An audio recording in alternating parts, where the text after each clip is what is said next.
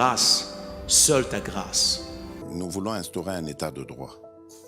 Et dans un état de droit, il y a une justice indépendante. Ce n'est pas à l'individu Félix Tshisekedi de commencer à faire justice.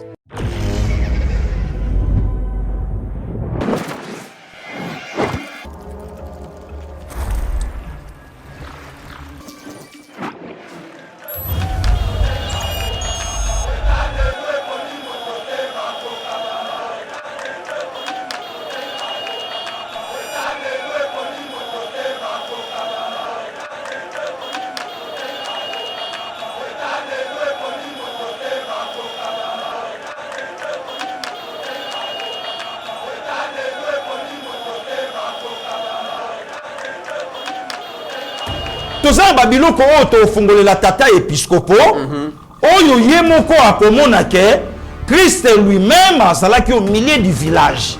Topesa ye ba verset basala nzambe ba olandanga. Topesa ye to fungole la yango. Donc problème est ça que au vie aussi angala kisabiso que moi mon choix pas l'église catholique. Oui. Moi mon choix, mon candidat c'est Moïse Katumbi. Oh, pasteur Guili. Malou l'a combattre Mobutu pour de bonnes causes, il y avait la dictature. Vous savez, on a dit que les médiocres d'État ont 16 millions de Congolais. Il y a ça qu'on combattre. Est-ce que la 5 ans pouvait exister sans l'IDPS? Dès que Martin Fayoulou, ce qui a été séqué dans le bac à Longo, la 10e ripo na bon de la participer. Si le feu, c'est lui qui est mort, ceux qui codent, il y a la négociation. Donc, les évêques doivent rester neutres. C'est ça le rôle de l'église. Quand on dit au milieu du village, ça veut dire l'église est dans la neutralité. Encore Katumbi. Mikolo a sous Katumbi, Mikolo a commis monseigneur. Et l'autre, c'est un gars qui c'est diocèse. Pasteur Guili. C'est diocèse. Cachot, moi, comme un diocèse. Oui. Oh. C'est comme il s'est dit. Justement, on a inauguré des cathédrales. Diocèse, il y a Kachoboé, où ils ont coordonné Monseigneur Moïse Katumbi Chapoué. Avant, on a pas chemise na bangwana kaya. Bon, de comité, justement, on a télé milité. Mais vraiment, bon. Ebs Cacao est un cacao en poudre de première qualité, mêlant l'utile à l'agréable, originaire d'Afrique. Les bio-cacao possèdent des propriétés médicinales et aphrodisiaques naturelles et puissantes. Un autre cacao n'est composé d'aucun arôme artificiel, d'aucun colorant ou de conservateur. Avec de l'eau chaude, de l'eau tiède ou du lait, profitez d'un tendre goût des cacao. Avec BioEbs Cacao, vous êtes assuré de retrouver une capacité physique optimale.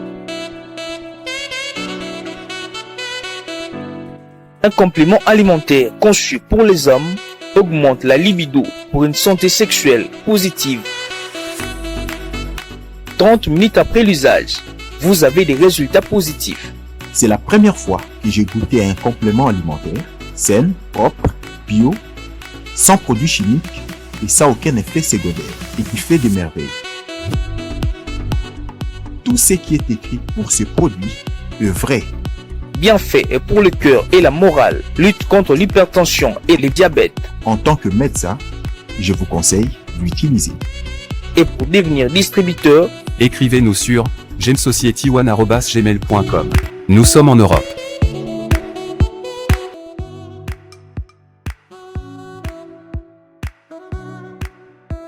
Nous sommes aux États-Unis et au Canada.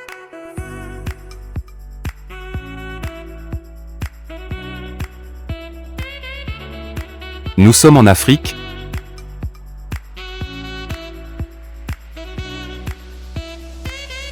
Nous sommes à l'est de la RDC et à Kinshasa.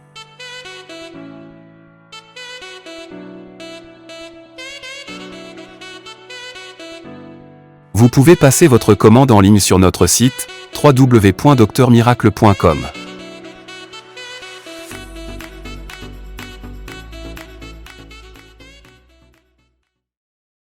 Mesdames et messieurs, bienvenue sur Yeba TV. Bon début de la semaine. Merci de nous avoir choisis pour vous informer. C'est lui qui a l'information à les pouvoirs. N'abé que commentaire, n'abino, like, n'abino et qu'on a vraiment au rendez-vous pendant qu'on paie ça pimbo vraiment l'émission Oyo parce que ça ne sert vraiment à rien au telle émission kaka ou t'es qu'il soit ta commentaire t'es au like t'es et que ça la moi pas si tu as besoin vraiment bah like na ba commentaire na bino. Merci na régie l'équipe technique vous allez bongo coordonné par Steve Condé, assisté na Meshak Ochudi. Merci à mon confrère Trésor Kandolo. Mesdames et messieurs, tu écoutes un abino lolo parce que l'actualité a vraiment que bah leader bazo maloba pour na ko pesa bongo éclaircissement na bino oyobo la naga actualité lelo to ko la bongo visite ya mokonzi ya mboka na Bujimayi Kasai Oriental. Le chef de l'État finalement a pris la parole pour placer un mot na ba dérive. Il y a certaines personnes, certaines autorités, église catholique, bazo bungazela, mokonzi mboka suta ebela ko réagir kasi mokonzi s'est prononcé par rapport à dérive oyo certains évêques bazali komi pesa nango bokoyo ka on émission oyo tokolo bela pe meeting ya opposition finalement Martin Fayulu azalaki devant quelques centaines, il y a ba militants à partir naie. Kasi l'opposant souffre dans les campagnes de popularité. Beaucoup de image oyo, beaucoup de kaka na yeba TV parce que tous ceux qui peuvent reporter sur terrain, ba elibiso pia kawe salamaki kuna image et kola kisa makambo na koloba. Seni depuis le dimanche a convoqué bongo corps électoral donc bureau il y a réception na traitement de candidature pour une élection législative et fongoma qui déjà lobby ba e bon son bazali bon ambition ya kozala bon ba candidat député nationaux vraiment ba débat candidature et bandi ba parti politique baza déjà en ordre de bataille.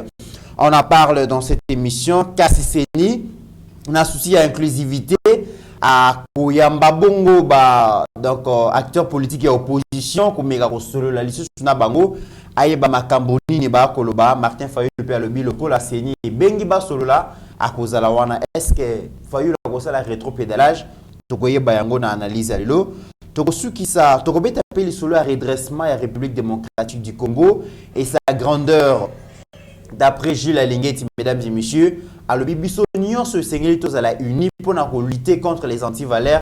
Vous allez entraver le développement ya mboka na biso tokobeta lisolo et puis tokosukisa mesdames et messieurs na dossier ya Ecobank boyebi ki na mikolelekaki Ecobank on a certains cadres nango bazwaki bon 5 millions de dollars ya compagnie MNB Mining Africa ba pesi Moïse Katumbi de manière frauduleuse. Katumbi na ebité yazali maître ya ba réseau mafieux tokoso epé lisusu na dossier oyo. Merci na bino nyonso. Alors pour ko beta ma solo ya sujet nyonso yo to tie na mesa lelo ba ko répondre na ba question na biso zali bongo l'influenceur, les leaders, les communicateurs attitrés certifiés na epé ke ça va mite ma pas c'est ceux qui dans le bible mais ceux qui mutayebi musala est mon vivant. Ba pasteur Guilhem mususu na ba botamité na dikamba communication oyo parce que bien mon robolobi qui est sur Azumaloba en tout cas bo sepelaka ya ko akozwa charge ya ko répondre à la question na biso na oyo bino moko bozali ko benga la dame de fer ngaité nazota ngaka ba commentaire na bino Pascaline Kasongo moko ya ba communicateur ya UDPS yepa kozwa maloba pour ko répondre na mituna nyonso oyo to proposer lelo. Pasteur Guilhem, bonjour et bienvenue. Bonjour des comités, bon début de semaine à yo. Bonjour à madame Pascaline Kasongo. Bonjour à honorable Trésor Kandolo, plein succès à lui et le maestro Steve Condé, Meshak Ochudi. On est toujours ensemble des comités. Bonjour aussi, on a plus de 153 000 abonnés. Bazolanda biso de partout, bazo soutenir biso, nazo profiter directement, to souhaiter et les anniversaires à mon vieux Gilles Alingete. Nkei HD wanazo la sa photo nae, c'est quelqu'un le lo oyo ayeko pesa biso moi elengi ya kolinga mboka, oyo pe ayeko talisa biso lolengi ya kobanga pe makambo na misolo ya l'État, comique polo bito yebaki na biso te, mbongo l'été ala nango pula ye qui boulevard mutunyo son sala oya lingi mais tant mokonza mboka ye Félix Antoine Tshisekedi Tshilombo a pensé qui d'abord na kotombola eloko ekokina kokotisa kobanga na kata mboka na biso c'était l'IGF batebele bakansa loko les a œuvres créées par Félix Antoine Tshisekedi Tshilombo et M. Gilles Alingete. Or IGF créé depuis le 15 septembre 1987 mais piétiné pour na kopesa nzela na bato basaka na mboka na biso et lelo mutu moto wana lobi afetaki moko ya mikolo na ye ya mbotama, il est déjà dans les 60aines lelo. Maximum de respect, nzamba batela kulutu Gilles Alingete. Aujourd'hui 26 janvier depuis Sao Paulo, ingénieur Balen Manzenza, un ami à nous, Oyalanda Kabiso vraiment de près, depuis Brésil, Escazolanda Biso, HDI, on a pas la Ksaye, na canapé, na Yafandi, mon frère Balen, on est toujours ensemble, Nzambe Abombayo, Nzambe Abatela Yosikozali, na Mosungi na yo, pe na Ebike, Lobo Nzambe et Kozali Kolona yo. Ndekomi jour pour jour 20 ans, et y a na événement moko, douloureux, pardon, au Salamaka na Mokiloyo, précisément en Afrique. La mort au vie et au su, il y a bâtonnion sort. Dans la Vandaï, dans le salon, dans la Machango, le milieu du terrain camerounais, Marco Viviane Foué, c'était le 26 janvier 2003, à 72e minute, donc 72e minute, et à 19h36, au vie et au su, à présence de sa femme, Marie-Louise Foué, à présence de sa maman biologique, en présence de sa belle-mère, au là qui on a baota la match, et là qui na stade à Lyon, au Raoutek Japolongo à Lyon, à signé qui na Manchester City, et Koutanae City, Koya Kobeta Coupe Confédération contre la Colombie, HDI Wanazola Kissa, ne commit depuis Toza Lelo, Congo enregistré déjà 2. Et malheureusement, il y a biso banate. Et to cause apembo kaliboso na batonyo so Hollande biso. Il y a un ancien gardien, il y a Derrick Motema Pembe vieux dondo. Je crois famille na ye ko cause la na ba victoire wana. Et cause un match à Dering Vaticano. Ce na sanité, c'était dans les années 70, à Koufa en plein match. Et 14 ans après, les 14 juin 84, Bobo Bobutaka Burkina, ancien joueur avec club et grand joueur à l'époque, mais le lot à l'endingue monde entier, ils ont célébré, même Cameroun, Yangomoko, ils ont célébré 20e année, il y a disparition. Ota la maman na tata na ye bazo kende tina esiko azope mati lelo ota la ba documentaire ota la babilo ke belé makambo belé mais ba oya biso dans l'oubliette. Donc lelo biso peut penser HD merci 20e année il y a disparition, il y a Marco Viviane Foué, un certain 1er mai 1975 décédé le 26 juin 2003 à l'âge de 28 ans. Nekomi Tapar Foué au lelo to parler Congo a fait là l'un des plus grands joueurs dans un accident de circulation, Jason Mayele, un certain 2 mars 2002. Donc après Kouta Coupe d'Afrique, Oyopeto Polarana Cameroun a bafoué en 0, 2 semaines après, Jason a fait l'accident de circulation. Et il était à l'époque parmi les joueurs congolais, Oyo a obéta dans le championnat d'Italie, puisque le foot est en Angleterre. Mais Calcio a dominé. Donc, abandonné Kobeta. Aleki na Bakagliari et ayeko signé na Kievo. Et au tilelo dossard il y a Jason Mayele na Kievo là tama acheté. De même aussi dossard 17 il y a Marco Viviane Foué na Lions indoptable du Cameroun et là tama ralisouté. Mais pourquoi Congo a sokoka ko vendre ba oyayete? Est-ce que les loba congolais ba koye ba famille ya Bobo Bobutaka et zo vivre ndenge nini? Est-ce que Botaka? Est-ce que Botaka te? Est-ce que bande konaye boye na boye dans l'oubliette? Mais les logo tala na réseaux sociaux okotala ba émission bato ba komona tina bana fowe bato ba komona tina mwasi fowe to yebi même tina mwana fowe liboso watikala na 5 ans en prison na ebité le soka bimi ba de poto ba confirmer akendaka ko braquer un prêtre bakangaka ye donc ozomona ke bango ba lokola Kagame. Donc, bazo vendre ma bé en bokana. Bon, exemple Kagame. Bazo vendre ma bé oh ya sala. Mais pourquoi Congo azo ko vendre réalité oh ya yé mon côté. Donc c'est un peu ça les comités. Est-ce que les lois yotozali susu na ba dispensaire to l'hôpital ou état la bâtiment ya cœur ya ba joueur. Mais il y a un joueur sénégalais Kalilou Fadiga oyo après Coupe du monde à 2002 à Corée Japon. Bah, soit problème, il y a cœur à Tikabal. Or, à Sénégal, j'ai l'Inter de Milan. Donc, les lots, ils ont pensé quand même à Marco. Et là, la blague, il y a là, l'aventure. Joueur à quoi il y a Yemoko Samba Toutaye, Michel Balouté Kelikolo, Maboko Koy na Civière, Babimene après 45 minutes de réanimation et il est parti. Donc, le quand même, toujours pensé à la 20e année, des comités, merci quand même pour l'intro, et ça la paix quand même, tout moi bien. Et ça, histoire, et la particularité à. Il y a Yeba TV, Obaye Kinshasa, Bible solo Hollande, Bible qui fait le doit partir. Ce qui est plus important. Merci Pasteur Guilé pour un rappel. Merci. Naïbeke Bamouro ya foot, Baléli Lissoussou, un grand joueur, à faire vibrer. Champion d'Afrique 2000, champion d'Afrique 2002, mondialiste 94, 98 et na 2002. Très bien. Donc Bamouro ya foot vraiment, moko ya ba joueur oyo ba vibrer mité manabino, nesengo akenda vraiment penser vraiment pieuse naïe et pas yazali. Moi, Mbouka Pascaline, bonjour et bienvenue. Bonjour de comité. Bibi Koloba, Jean d'Arc. Dame de fer. Bonjour, na followers de Yeba TV. Bonjour, na pasteur Guilimbo. Voilà.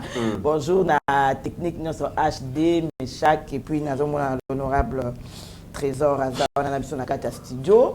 Bonjour, na bande connaissance. Honorable Tozoliate. Et puis, nous sommes tous ensemble. Le bétanga au salé comme tout bien. Je suis en réunion. Je vous rappelle. Réunion à commission. Rendez-vous. Des commis compliqués. Voilà.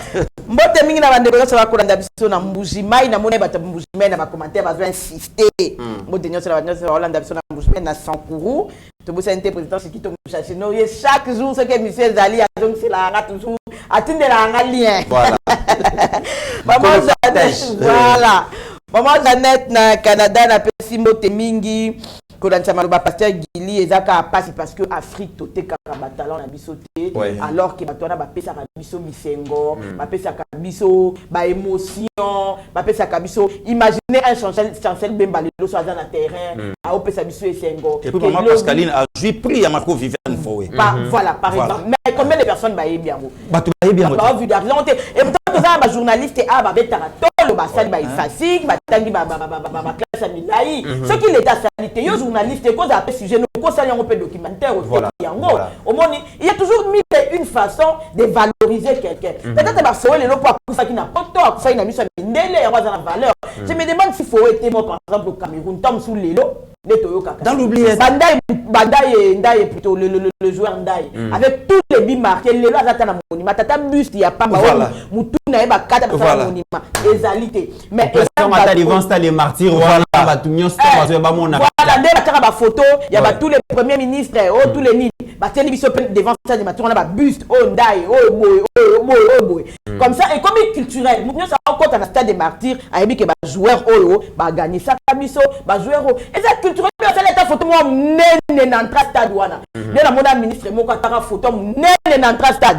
il y a un ministre on pouvait mettre cette équipe là par exemple qui a gagné la Coupe d'Afrique parce que le photo c'est culturel tout ça mais au moins que bana biso ba ko la lelo ba yebi na bango route comme ça va passer gili ba beti solo até tant que na ngai mo européen na fandawa na éviter mais les journalistes sont ici à parloter à dire tout et n'importe quoi na misala o kutu ba journaliste ba comme na ba partisan au lieu qu'on cause un sujet moi à bongo au cause un documentaire au proposer soit na chaîne moko boye au temps matin internet le coup internet et ça moutonner sur occasion au cause un peu vidéo na yo au tiers comme il peut viral et comme il peut viral té to zaka awa dans les futilités ba makamoko zanga tina ba mayela batu na ebité so ekei wapi tala nanu ndenge parce que village beta solo awa net joueur na balobi bobo ba kutu na yebiete famille na écoute yebanité mais là on dit de loyaux service yo dit qu'on rendre de loyaux service na nation zaka aux ministres et aux députés c'est ça joueur pas dans le roi ambassadeur akufa na mayo ya 20 club donc akufa na mayo donc ba coach ça y na morgue na mayo ya équipe na ba na botine mais au moment que aucun effort n'est fait même effet club n'a pas même pas même des rings à bêta li solo ngo pété si on repère ça va sous gundengeni que lobby peut apporter vine pour non que ça les lourds mo songolo que ça la rabilo pour nini parce que tout le monde a raba héros na biloko wana parce que tout le monde a fulanya ça les lourds bo même ngai pe na ça nini parce que comme aloko passer gili parce que comme aloko ma Pascaline mais ceux qui après biso ndenge to c'est pour monner de to toka awa pour qu'à la fin to kufa na biso boye ba famille na biso tika na ngo boye tous les risques qu'on a pris batu batala kwa ozotoka batu ba omona na nzela ozotoka mais na suka nango donc vie na we leki nango ka boye ça veut dire intelligence na yo parce que ça c'est de l'énergie hein mythe koya ko loba tu parles tu réfléchis au même moment et à facilité mais omona ke batu ba oleka ka boye et puis rien du tout comme s'il y avait rien comme si on avait alors que ba sali la ba miyibi ba monument très bien ba sali la ba to ba détruire mboka ba monument omona ne moko boye so tokenda restance moko toke commémorer mais mboka o te kufi c'est lui qui en est l'auteur na primatique kutu mitu na bango ezali très bien na primature mitu na bango ezali maman Pascaline voilà c'est pas possible hein Pasteur Gili na kobanda na yo ni bandeli émission na komba Yeba TV Mobimba to réitérer joyeux anniversaire na inspecteur général Gilles Lingeti jamais et mon nous vivant. Pasteur Gili, cet anniversaire et les Kaboété, tu placer un petit mot par rapport au travail que ces messieurs sont en train de faire. Bilan et chef de l'État, ils allaient faire la réalisation sur le terrain en termes d'infrastructure. Mais bilan et chef de l'État, c'est aussi permettre aux Congolais de comprendre ce qui s'est passé réellement dans ces pays ces 20, ces 30 dernières années. Ah, on a bâti vite le baka bilan et à présent le mandat et à présent Félix Ezali mandat moko révélateur. Oui, d'accord. Et ça mandat moko et longoli voile na mission ba congolais. Ba mona makambo les kaki ces 20 ou 30 dernières années. Et parmi bateau va permettre à ce que Congolais mona clair à comprendre ce qui s'est passé réellement dans ces pays. Il y a cet homme qu'on appelle Jules Lingeti. Jules Lingeti a la kisi ba congolais que mbongo ya Congo ezalaki sukali. Mbongo ya Congo esengelaki lia malokola mukolo nango azatende ba kinyo ba sans plaignant. OK. Jules Lingeti à travers l'inspection générale de la finance a la kisi qu'il y avait des gens qui avaient des cartes oyo l'état baneko crédité yango chaque fin du mois $50,000 mais en fonction mon côté pour la simple raison qu'il y a Masta ya Kabila, Masta ya Mutumoko Boye, azana droit ya carte moko crédit, où l'État zo PCM moko utiliser en Nengalingi. Gilles Lingeti à travers inspection générale de la finance à la kisi qu'il y avait des gens qui concevaient des projets mbongo ebimi mais mbongo balié na bango sans que ba balande la bango. Gilles Lingeti à faire comprendre on a congolais que le contrat chinois et ça qui vaste escroquerie il y a République démocratique du Congo et ça qui comme mongo et salamaki et mongo et kaboy entre des individus moko boé et il y a tant de projets Gilles Lingeti à la qui si ba congolais que il y avait un projet qu'on appelait projet Bukangalonzo mongo et bimé belé mais il y a monsieur azona mbongo asala na ba projet mon privé naie et ces messieurs aujourd'hui pasteur Gili à mettre en place ce qu'on appelle patrouille financière. Désormais, bon, elle était comme bololo. Okoyi koli ya bon côté. Ba mandataire l'État so ba nommé ba on le loup esango ezalaka sous parce que ayebiki kuna mbongo koli ya masune bande koli ya mate mbongo elle était ko financer les sous ba parti politique au pouvoir té parce qu'il y a un gendarme qui s'appelle Jules Lingeti à travers inspection générale des finances. Et le travail que ces messieurs sont en train de faire pasteur Yeli, est-ce que les Congolais bazo reconnaître des comités merci beaucoup. Nanga quand même na yebisa bande ko nyonso ba Hollande biso koyeba chiffre il y a 250 millions. Oui. Oui bima. Toyoka on a monoko tata wana. Koyoka ke basala ki boye bazo ngisaki boye même oyo epumbuka na mopepe 250 millions. Nde komite IGF tango yaki babiso yo elobi na ngata maman Pascaline babiso yo toyebaki na biso tina na ngote. Ah IGF anko su nini fachi bato ba ozela chaud akesu konoma lingeta tango nani. Oh Lingeti c'est quelqu'un oyo ti lelo vi na ye ekota en danger oyo aye bagate ndenge tongo etani eske butu na okoma eske ndenge butu ekoma eske na kolamuka pona nini moka na biso ba mafia bato basimbaki yango. Sikoyo mutu moko bwa telema a défier bango abanda kolandela nde komite ezantsa kavere donc le banango banaki et ce qui peut on atteindre comité ran awa to yalaki élaborer projet na yo mbongo ebimi eke mais sikoyo ekomi même na avant mbongo ebima ba otu na yo mbongo yo osana ngo nini Donc baolandela même na traçabilité ya mbongo wana place ezokende na place comme na biloke belé. Donc c'est quelqu'un fait donc à féliciter un nationaliste oyo alingi mboka na ye de comité oyo ya mipesi potoliate. Vous pensez que là où il est que wazolanda biso est-ce que babetla ke masolo te ke chanase est-ce que babetla ke masolo te ke boma matali le Congo d'abord bateau lobby de commit au moni na betela ka lisolo mombo na plateau Congo eza lokola nzonga ma famille ce ko ba ma douce ezala kebele mais li douce ya munene oyo même ata soko che kwise kwi o chata partir à soso et bimi na bakoni eziki détournement corruption yango moni même béton tango na pouvoir aloba obi et alo pas gangrène. Donc, il y a comme un mode de vie à battre. Corruption comme un cancer. Et comment donc, tout ça, on a peau, tout ça, on a veine. Donc, et Vandi Nabiso. Oui. Tout le monde, Vandi Bayoka, Babi, carte, Moké, Bimambo, Moké, Jouamaka. Chaque semaine, on a combien de 50 000, 50 000. Le Congolais, Babou Sani. Carte visa. Carte visa, 50 000. Et sur l'andi, 50 000, il y a des petits toits, Pembe, il y a des gens qui ont université. Petit Akachik. Na jeep pas danger. Bon, azotanga pourquoi? Auluka musala ndeni. Bazole appartement mo bazole appartement mo ye mo soka ya fungoli sak. Okoya koyoka na suka abetaka na fulani. Journaliste moko pe ko to yoka. Ti bino bo kanisake atikala na kamo ko boyepo alinga système de travail na bango te. Atikala na kawana puisque bota na kawana. Akabola makila na kawana. À cause de ces fois, tata ya mwana ye azakuna. Donc jamais ya koya na mboka travailler na mboka. Il faut tika la kuna. Il faut 5 ans. Et puis 6 mois. Oh. Il faut 5 ans et puis 6 titres et puis 6 diplômes et puis 6 mois. Mais eza na journaliste mokwa wa afinga ka maître Christian Bosembe. Oya loba lobiso na kanisi 5 ans na ya ifasi. Les 5 ans ifasi que comme là. Mais c'est tu sais qu'il y a fallu ici batuti 4h du matin. Il faut 5 ans. 5 ans yango wana. Donc c'est quand tangu kuluto yaye, tangu papo yaye, tangu ndeko yaye. Habito mais comme touti musika. Le lopoto banda koye bata ba vérité ya ba makambo nyonso to bando yeba lelo. Touti musika. Batu bando sakana na mongo l'état. Ndeko moko ya journaliste na lingaka mingi ya Holanda biso. Abetel solo lo bito kota la banque. Atanga batu mibale petit otika biso. Aketika bango na banque ndeko Mitterrand. Est-ce que misolo na biso eza aketika bango na banque. Petit otika biso. Ndeko Mitterrand tanga so vio kapi banque attention na poso ke prenga bive tokende. Pona belo ko banque bombaka.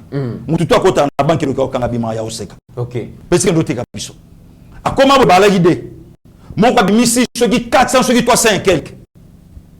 Mon sous a bimisi 200. Au salut sommation bon bimisa déjà plus de 500 000. Il va jouer logo mon qui fait il va payer. Au coup tango na mboka nini. Si ko tout na journaliste on a oh le loba o chaka chaka makele na chaîne na ye. Tout na mbongo zwaka o sala na ngo nini. Zelaka ya nini? A côté ça projet mombo ya lokuta, faut na somba appareil, ba matériel, au moni sensibilisation et ça lui combien 300 et quelques mille. Mbongo anebima. Parce que ba tout le kon la ba journaliste on a mi balé. Moko ya presse écrite, moko tout wana. Parce que ba tout le kon la bango balé combien na mboka o. Yango moni budget Congo moyen mata et ça l'a quitté. Mais ba tu on a incapable ya ko futa journaliste moko a sala na chaîne na bango. Incapable à kofuta. Il fallait l'ingétaya. Toi y bape projet Bukanga Lonzo.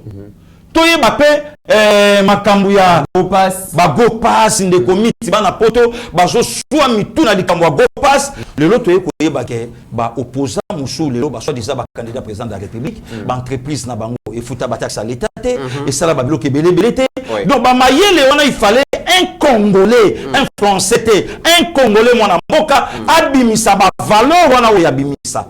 Voilà de committerant le lo moni ko lia mbongo na Congo et komina mwangai et komina mwankele grâce à Félix Antoine Tshisekedi Tshilombo o ya zui pouvoir na ye a doté ngo ndambu et pas tato les gendarmes mais c'est Gilles Lingete. Voilà de committerant na. Très bien Pasteur Gili. Mwana mboka Pascaline mbongo ya l'état basakana kana ngote mbongo ya l'état isengeli ko banga ce qui l'état abimisi mosolo pesio esengeli o justifier yango ezali mbongo ya l'état kasi bato ebele d'ailleurs quand même Kulutu José Makila aloba ke mbongo l'état poli yango il faut bela alors que mbongo l'état ebele te balia ka yango te Gilles Lingeti aujourd'hui a eko pesa bobangi na mosolo ya l'état okoki kolia yango te soko zu yango justifier yango mais moi mboka parce que une question na otuna yo likambo ya corruption bato bakantaka ki so tolo likambo corruption est likambo ba institution alors que corruption ezo gangrener société na biso et que ça na supermarché corruption zali na ba wenze na biso corruption zali na ba hôpitaux na ba école partout corruption même na ba roulage na nzela corruption ezo tambola partout au ma place moko tam sur la pharmacie somba kisi le gros va baser belé il faut payer ça moi 2000 3000 pour ba lekisa yo mbango yango pesa corruption est-ce qu'on relève vraiment tous après pour abandonner cette anti-valeur pour entraver le développement bokanami de commis tolobi les anti-valeurs mais un pas de 1000 km commence toujours par 1 kilomètre d'ailleurs par 0 donc on est déjà quelque part mais c'est ngelo banoki passer dans le bilka moko likambo go pass encore que potoye ba ke go pass to futa nyongo fallait dire la ngeti ndaye bisabiso ngo tit bat ba futa ba go pass wana soki plus de 20 ans soki bane na bane batikala ko ba teke mbongo wana ezaka ya nyongo ba ifara soki ezaka soki ko tonga yo pas moderniser RVA mais le même aéroport on a moderniser entre temps bon on a ngozo bana kesa l'état entre temps soki to futa go pass soki ya landel ba mbongo mboka te yango moni le quoi bazali ko auditer ba te bana matata tika sur la 5 soki 4 milliards to zaka na 4 milliards et pourtant déjà les sala déjà et bazali ko sala au FIDA et sala mais to zaka la 5 milliards c'est comme bon on kendara wapi pendant 5 ans tagate et ben nous qui na ba makabilo à privé voilà mais moi mboka zali ko tasoli aso ya ka munene voilà se poser cette question qu'est-ce qui se passe après 600 dans l'IGF et moi avant d'aller plus loin dans toutes les responsabilités que le chef de l'État lui a donné la PC n'a tout des chapeaux pour Nayamo parce que relever une société donner les sens et le respect c'est déjà ça le grand travail maintenant après c'est grâce à lui aujourd'hui de découvrir le contrat chinois par exemple mais tu vas à 18 ans contrat chinois tu es ça le mon ami Nabiso mais c'est aujourd'hui que tu as clé de contrat chinois pourtant ba signer yango a biso ne sotomo obi nga emota mituna yango bato ba tchaka biso na kisi to na rani ça veut dire que ba signer biloko na miso na biso mais to éviter il a fallu qu'un jour la ngete aya abana relaxa biso que contrat chinois avec ndé boye ba chinois et avec l'état na banque moko c'est comme ça osundele na bango Congo to abandonner na bango mboka bosala na ngone bolingi aujourd'hui ba si commune qui lui vaut même la vie et le but parce qu'il a baraté ceux qui t'ont au parce que aujourd'hui il est guetté de partout avec Gilles Lingete tu as découvert ce dossier au Bukangalozo au pesi mutu trouble lelo on a se concentrer ma présidentielle la zone qui a commencé la campagne contre la justice allo babou mabe à ce point de presse le mabe azonga babou mabe ozo bangana non ba bengi yote Gilles Lingete est responsable ya ba coup d'arrêt ya ba immeuble na ba ville bela bombeawa na Kinshasa misale kata na passé ya wibe za rali souté naza ko yebisayo donc l'IGF aujourd'hui président de la République Moyaki alobaki azoya ko tia moboko na Congo et pour relever le Congo faut na muté ba misolo ya Congo et Kendaka wapi très bien et parmi les priorités du chef de l'État ezalaki biloko lokwa ba IGF ndomoni parmi ba priorité ezala lokola la gratuité de l'enseignement IGFP ezalaki ba priorité et on la betaki moboko wana au moins que na une année to sali mbala moko pouf to longwe de 5 milliards to ke mbala moko 16 milliards tunanga entre 5 milliards et 16 milliards il y a 11 milliards wana ya Congo ezaka okende wapi c'est la ville Lingete ba komota mata sur 10 c'est que dans 2-3 ans Congo to komata à 50 milliards mais non alors pasteur Guy c'est un des comités émission mon boto sali semaine les qui a vraiment Pascaline alors biango et à salaka banquette moko 15 milliards moko et pendant okende chaque année mais yango wana voilà donc il fallait Lingete moko ya et permettre de bandio kende en tout cas bon et bandio comme mobulu si qu'on a 411 milliards wana zongi likamba carte visa et katanite et ko tate ponani voilà et affaire Bukangalo likambo boy ba marchand au coutant de comité rama entreprise publique pasteur Guy finance sous ba parti politique té voilà et finance sous ba famille et bandio ça que 2 millions moko boy bado kende kuna et zongi na non ta douane et zongi bado Mitterrand, prenons il y avait un homme fort, un homme d'affaires, à ça va faire à foutre à Ramon na caisse à l'État. Makambo siko nyonso mokota sikoyo na caisse à l'État. Voilà. Ndeko Mitterrand na okili kambu ya nani, ya régie de voix aérienne RVA. Oui. Mais ce qui se passe actuellement na RVA, mutakundi mangote 6 mois d'impayement. Ndenge toyoki. Oui. 6 mois d'impayement. Nous avons géré on a appartenance n'est qu'à la pouvoir électrique. Il lui semblerait que Mokonza Mboka yebi que fils maison. Alors que le Kouta. Le Kouta a juste signature à Mokonzi metanga komi à la musi siko batunaye o ya kala o ya FCC balati siko po ya kokosa ke baza banandaku. Or na kati wana bazo serrer siko bana ya ndaku ba osala boye. Il semblerait que déjà ya komi siko na compte à rendre. Bino bokanisa ngana kota tesko ngana koti ba osala boye. Le long à FVA, le long des comités, bah, on a 6 mois d'impayement. C'est pas normal. Torture morale comme pas possible. Bateau, il fallait pas se payer là. Bah, on est là, le long.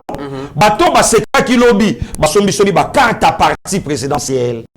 Bah, là, tu peux soi-même, qu'on trompe parfois, c'est jeté mon Konzamboka, que bah, IDPS, to bah, en réalité, bah, zonion, bande, bah, IDPS, nakati, il y a RVA. Voilà ce qui se passe actuellement. Le comité là, donc quelque part, à 47 ans, Hollanda Bisso, à Mekana Fongola, Michou na Makambo Zoli Kana RVA. Très bien. To comme une année à Souka, c'est comme si on dirait pouvoir na Bisso à l'élo, et je beaucoup encore ma diverseur. Donc la carte à pouvoir na Bisso va continuer à couler et permettre à des comités de santé na Ibisakio.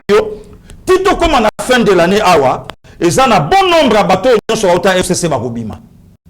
Bakobima sko pour passer la contrepoids na place ba outil et probablement ça peut ba vérité na solo na lokuta o ba yoki. Déjà ba avertisa que toza wana pour espionner pouvoir. Voilà. Siko yo mbongo bango ba osala na kata RVAP. Très bien. Donc lobby et ko senga financer parti et ko senga financer batu na bango et entre temps ba o fallait quand même ba sepela na musala na bango o ya bango ju bokonzi nde batu baza torturer encore na kati. Très bien. Alors, Balamboka, Tobo ya Kanyaka, Tobo ya corruption, parce que corruption, vous allez cancer, vous allez gangréner. Mais parfois, mon Konzamboka, il y a la RVA, ça va. Voilà. Déjà, Zakuna a juste signature Nanga, a respecté par de la vision Nanga. Très bien. Parce qu'il mon Konzamboka a Zalaki na Kananga, après Kananga, a posé déjà la première pierre na Kananga pour lancer des travaux contre l'érosion, vous allez menacer ville à Kananga. Alors, après Kuna, Aïna Mujimai, Mokonzi Mboka a Kendeki Bongo pour participer Bongo dimanche 25 juillet, na Mujimai na célébration. Dimanche 25 juin. Qu'est-ce que j'ai dit? Dimanche 25 juin na Mujimai, pour participer à la célébration, il y a jubilé d'argent. Il y a Monseigneur Bernard Emmanuel Kassanda. Oui. Mokonzi Mboka a eu l'opportunité pour recadrer donc certains responsables de l'église catholique où ils dérive moko où ils allaient vraiment malamouter pour Mboka Mokonzi Mboka lobby il y a garant il y a bon fonctionnement de l'institution à permettre na mon côté où il y a diviser les Congolais pour ça le discours incendiaire à accepter à côté et il y a particulièrement l'église catholique et ça au milieu du village. L'église catholique pendant la période de l'élection et Sengeli a prêché amour, unité et égalité. Mokonzi Mboka lobi ba candidat le nom dit ba candidat basé belé l'église catholique ne peut pas prendre un parti parce que Sengeli a candidat moko et Sengeli a payé sa chance na ba acteur politique nyonso yo basé na République démocratique du Congo chance ndenge moko tout là dans extrait il y a discours à Mokonzi Mboka na Mujimai comme ça to ya bozonga. Merci de comité. Et c'est peut-être ici l'occasion pour moi de tirer la sonnette d'alarme par rapport à une certaine dérive constatée au sein de l'Église catholique.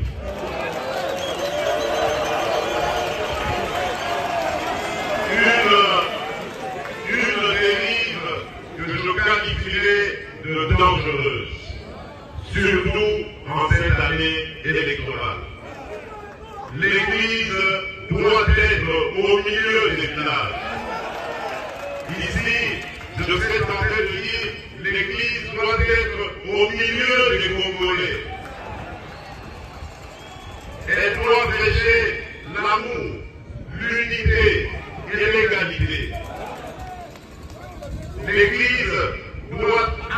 accompagner toutes les filles et tous les fils de la République qui sont en politique de la même manière, sans distinction aucune.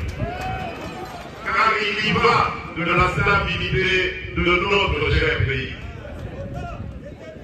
Et je sais que vous, Monseigneur Boutébi, que vous, Monseigneur Kassanda, vous comprenez cela de la plus belle manière. Mais il se fait que parmi vous, il y a malheureusement quelques personnes qui ont pris une tendance dangereuse qui risquerait de diviser notre nation. En tant que garant de l'unité de cette nation, je me sens obligé de dire que je n'accepterai jamais une telle idée.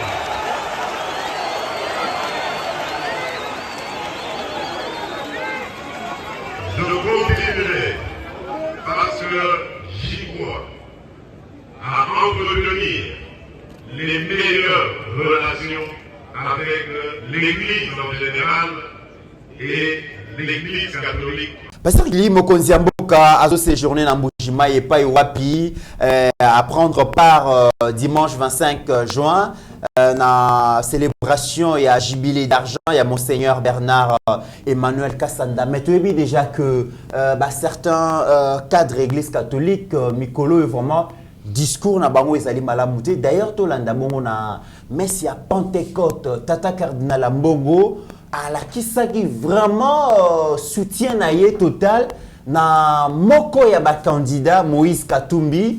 Alobi fois naie zali ko intéressé mingi asengi même na batu basambela pona Moïse Katumbi viba makambo ekoleka mikolo oyo et batu belé ba fustija ki propos na ya Tata Cardinal balobi azali kozwa part ya candidat moko alors qu'une église catholique ezana batu bazo soutenir Martin Fayulu, ezana batu bazo soutenir le président Félix, ezana batu bazo soutenir Matata Mponyo, ezana batu musu bazo soutenir d'autres candidats présidents ba se prononcer, d'où Tata Cardinal en réalité le roi azali père spirituel ya ba fidèle catholique et sengele ala neutre au milieu du village akoki ko kota te na likambu ya ko soutenir ba candidat mais tout landana no extrait à messe wana o Tata Cardinal à salaki no messe à Pentecôte Moïse Katumbi prenagi part. Merci. C'est dimanche 28 mai 2023, l'Église catholique a célébré la fête de la Pentecôte à Kinshasa. Le cardinal Fridolin Ambongo a dit une messe dans l'enceinte de la paroisse Saint-Raphaël, Limité, messe à laquelle le président Moïse Katumbi et sa suite ont pris part. Marquant la révélation de l'Esprit Saint à Marie et aux apôtres, les successeurs de Paul au Congo, Fridolin Ambongo, a exhorté les fidèles à franchir la peur malgré les circonstances de la vie, car l'Esprit Saint redynamise et transforme. Faisant mention des agitations politiques au pays pendant cette période préélectorale, il a invité l'Assemblée à prier sans cesse pour le président Moïse Katumbi. bazalaka na biso na Kinshasa te bautu musika pe lelo baye kosangana na biso Nzambe pe akoba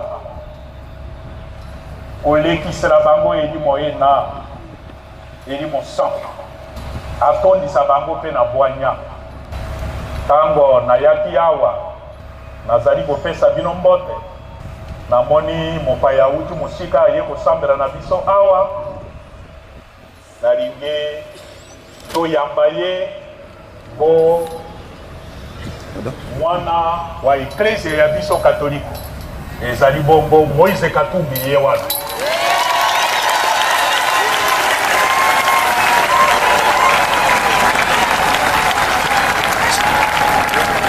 nalingi kopesa ye merci oyo ndakisa ya boyambi. Je le remercie pour son témoignage de foi, sa foi catholique. Et ça compte pour nous. Ozali mon Christo catholique, mon salakani ozali ko sala, la kisa bipa ibiso ozali te ozali mon Christo catholique. Osambe la konaye, et mon sang coupé à salisaye. Boto yebi makambo mazali koleka na ekolo ya biso Boboto. Comme partout où il apparaît publiquement, tout le monde veut à tout prix immortaliser l'instant avec le chairman.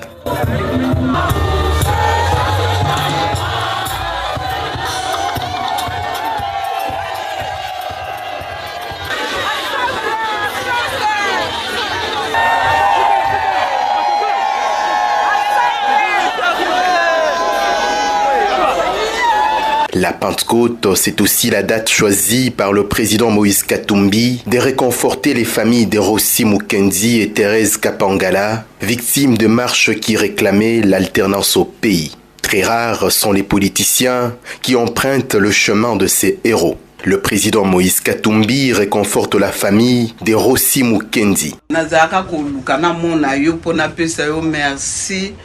Merci mingi ndengo kundela biso papa Timanga. Avec honneur. En tout cas, na yo penza personnellement na pesa yo merci. Merci penza na nyoso salaka pona biso na tango wana nzambe vraiment azala na yo. Cela est pareil pour la famille de Thérèse Kampangala dans la commune de Kintambo à Kinshasa. Pasteur Gili, tu moni comment est-ce que Tata Cardinal a affiché bongo soutien na candidat Moïse Katumbi et loko esala ki malamuté et c'est pas ça qui batuté. Deuxième vidéo Pasteur Gili parce que toko la kisa yango bongo toko mona image ya Tata Cardinal oyo a zupar na likambo ya proposition à loi Chani. Loi wana ezana nous examiner na parlementaire ezana nous adopter ils appellent nous promulguer par les chefs de l'État. Kasi Tata Cardinal, il est allé très loin pour na certains acteurs politiques nabandoki. Discours on est allé qui malamuté, et ça discours moko séparateur, et zo kabola bongo bana mbokato landa pena no extrait wana comme ça to yakozonga. Na beaucoup c'est toboyi mombe komona ya kongolité. Ce gars zo kimbongo bato de kombongo talanga na miss. Kapena zotano na miso. Uzali mutambusha lingomba munene ya catholique. Sérieulement yonde kwa mbongo za congolais. Ngai na za congolais. Tuna ngai en quoi cette loi et ko diviser na yo. Ce que balobi que mukambi ya mboka il faut aller de père et de mère. Boka bwani bokongala onte ya biso. Mingi penza kuna dans le grand Katanga. Si réellement Moïse Katumbi a Zakatangé, mais c'est le problème. Parce que loi, ils ont pour la Congolais.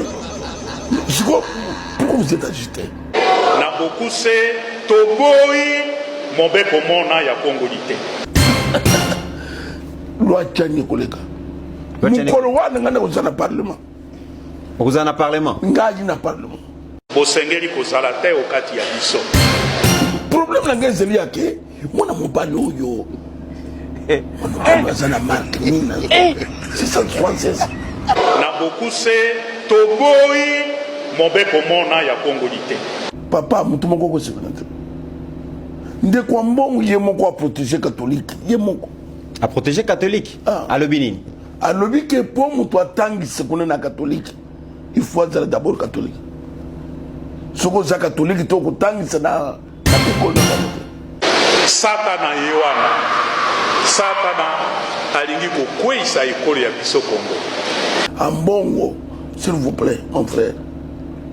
Yona Chole, vous troublez l'église catholique. Parce que il y a vie na binowan comme si c'est sa vie à bas catholique. Vous allez banda. Vous osez soutenir quelque chose où ils attirent tes bon mieux que personne en tant que c'est les hasard. Biso pense que vous allez pas congolais. Et ce comme mon bec au monde a moleki. Boka boani bokongala onte ya biso. Mwana mobalo yo. Mwana mobalo azana marque ni na zoto. 676. Bazali koyoka dolaka la Satana. Bazali koyeba te.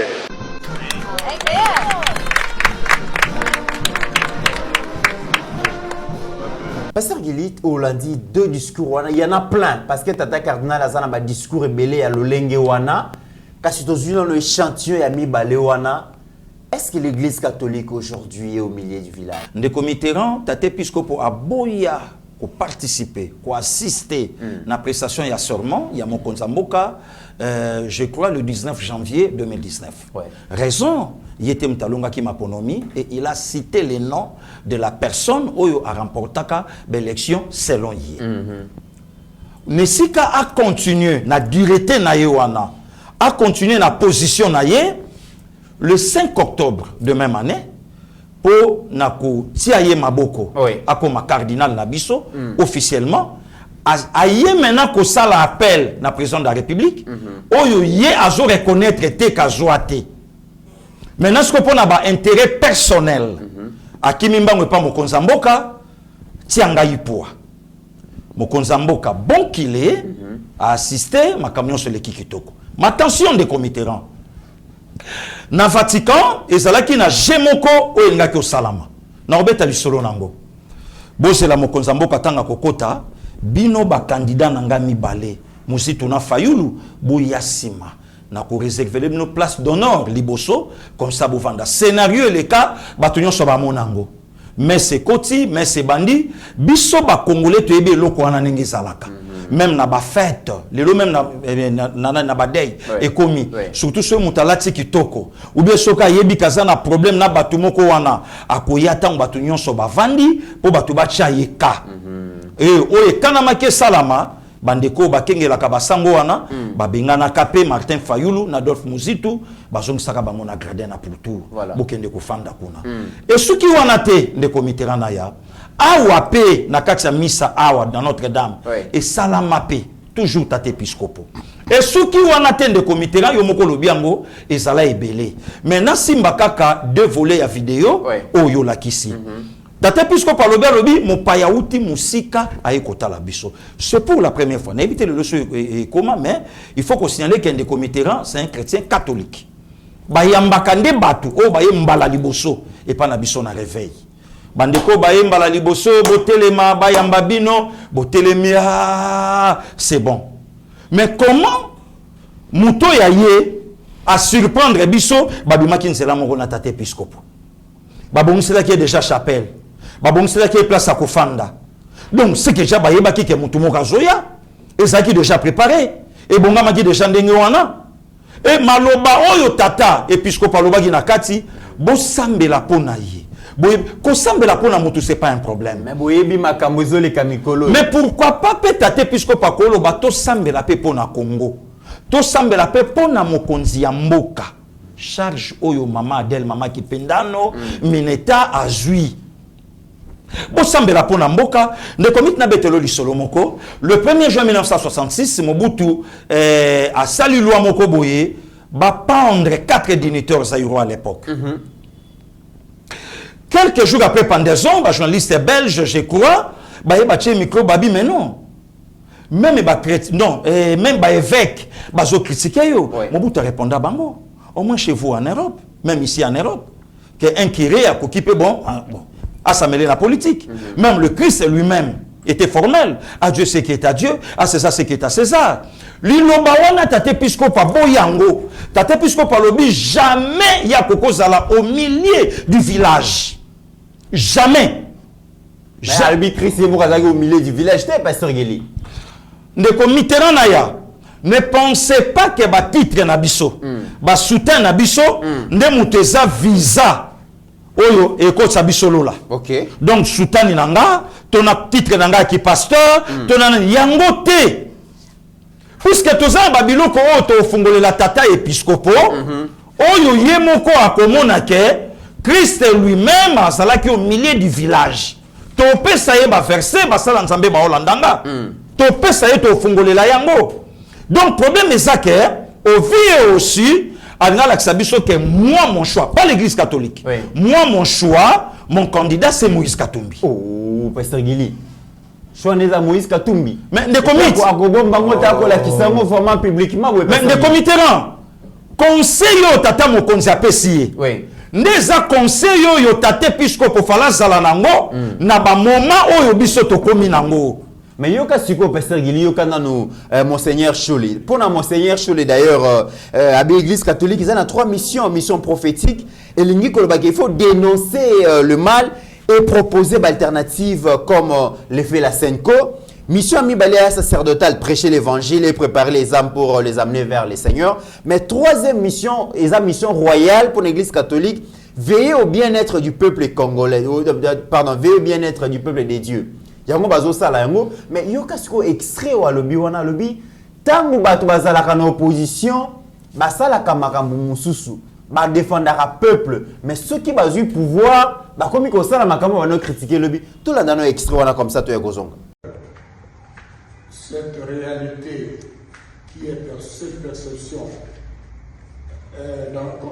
constante dans le temps, ça signifie que la Senko ne roule pas pour des individus. La Senko ne roule pas pour le pouvoir. La Senko a toujours défendu des valeurs. La Senko est convaincue, comme les évêques l'ont dit encore cette fois-ci, que la stabilité de notre pays et le bien-être de sa population passe notamment par des élections crédibles, transparentes et apaisées. Donc c'est le bien de la population. C'est la stabilité de la population qui est la préoccupation des évêques, qui fait que les évêques rappellent les valeurs que tout le monde doit suivre pour arriver à cela. Donc, et qu'est-ce qu'on constate? Quand on est dans l'opposition, on échante la démocratie. Et quand on passe de l'autre côté, on commence à faire les choses qu'on a critiquées hier. La Senko, elle reste constante. La Senko, elle reste... Pasteur Gili, d'après monseigneur Choli, le comité Zamawa, le président Salamakambo a banné ko critiquer le bin opposition. Mais Chola Kendaka Kota, la directeur à cabinet chef de l'État à l'époque na Makala. Alors bien le oui tosana nous sûreté na likambo problème à 100 jours, mais total la continuité na ngondenge kopé sabiso, on a mais ce qui monseigneur Choli se permet à Koloba Makambo ba dérive oh yazobimisa, c'est que Choli est plus catholique que le Saint-Père. Ah bon? Mais bien sûr, les comités. Puisque tant qu'il y a une mission, il y a l'Église catholique, mais Mouto est responsable mondial, il y a l'Église catholique, abandi kopia bango conseil awa. Alongwe awa ake na Vatican, alakisi bango d'abord rôle il y a ba évêque. Nde comité rôle il y a ba évêque. Ce qui te suit Bible, il y a to fongoli rôle il y a ba évêque, évêque face à la namon siboko, évêque face à la normale na foyer naye, évêque mais lelo il y a des évêques pères de 17 enfants. Évêque père de 17 enfants. Au lobango gogo tete pasteur Gili en principe. Évêque ça mon pasteur Gili. Kasiamo to lobité de comité là. Yango to lobité. Mais lelo yo bato basale mission awate na poto que père a 17 enfants. Sango moko wa sale mission bibotu naye o ya tchake koti ya boy. Un bon tireur, un bon joueur. 17 enfants. Ba frappe enroulé, aebo balolango kitoko. Ba problème pasteur Gili. Donc il est plus que Sander au lycée. Aza plus que Samuel Rokwagaji. Aza plus que Marco Viviane Foué. Aza plus que Bango. Donc voilà le comité Ranaya. Et si aujourd'hui, Cholet se permet, il y a Koloba Makambo, il y a lobby, il y a mon lobby. Mais il n'y a pas longtemps, non, c'est apostolique, à Autosala culte, il y a au revoir, pour qu'il y ait nanani, na Genève. Mais à Zongeli Bango Makambo, en fait, il y a un problème, et ça, Zanini. Mission au Bozouaka en 2018. Le coup, la mission est Simbakité. Mbongo nango moyen pe songezate, bon ça la par tous les moyens. Bon accompagner candidat nabiso. Candidat nabiso banani, il y a multinational. Il faut ça la par tous les moyens à comme président ya Congo. À comme président Congo, c'est ça les comités. Tangu tata épiscopo azoloba loi ya bandoki na lobango. Ba initiateur ya loi oyo ce sont les évêques. Pas son âme cardinal Ichou Nzambi Bamumbabi. À ça l'émission à radio moko ya place un certain 24 avril 2006. Wana bandi ja maladie. Puisque mort ya non santé ya tata cardinal et bandi ko s'est détérioré après kaka mariage ya Joseph Kabila na mama Olive. A monana li sousouté si le 6 janvier 2007 Congo est une nouvelle que deuxième cardinal à Congo a autotika biso. Aloba yango et be vek nyonso babeta maboko. Wana à l'époque Cholazano Abbé. En fait, problème est zanini. Na yo qui sonne de committeran na place à Tate Piscopo. En fait, Tate Piscopo a joué adversaire à Malamouté. A choisi Yamabé. Il fallait pas. De commit na plateau Yeba TV. Ndeto banda kolobake Fachi a une mission et non un mandat. Batu bayo ki o mokonza lobi. Boti kana achevé mission nanga. Ti esika oyo na okoma nango. Mais nga na lingai quand même que cardinal Zala au milieu. Est-ce que candidat Katumbi, candidat il y a église catholique à Mbongo et Sabiso, ou bien candidat il y a cardinal Mbongo na monseigneur Cholé. Très bien. Très bien. Donc en fait elle est là, makambo oyo mokonzambo kalobi, aluki kaka a recadré bango. En fait un président de la République, azola qui sa rôle il y a ba évêque. Ne si ka évêque ba sale la rôle na bango, mais président zola qui sa bango rôle na bino. Bota la rôle na bino à quel même plus loin, bozala au milieu il y a ba congolais. Ne commis prenons les cas. Katumbi candidat président de la République, to comme na élection il y a décembre 2023, cardinal Mbongo a ebisi ba catholique nyonso candidat na biso Moïse Katumbi. Attention ba catholique nyonso ba voter Katumbi le kaka président. Puisque tous ces pays là catholique mutana candidat na au contraire les lots au nom de la liberté au contraire les lots église de réveil et ça mingi pe belé de commit na chaque commune toza na église catholique moko to mibalemi donc biso na ngingiri alaka moko Saint-Pédise ba eko sala lobi Sainte-Agathe et comidé mais est-ce que basi ba répertorier l'église de réveil na ngingiri ya combien? Très bien. Avec combien de membres? Très bien. C'est ça le problème. Très bien.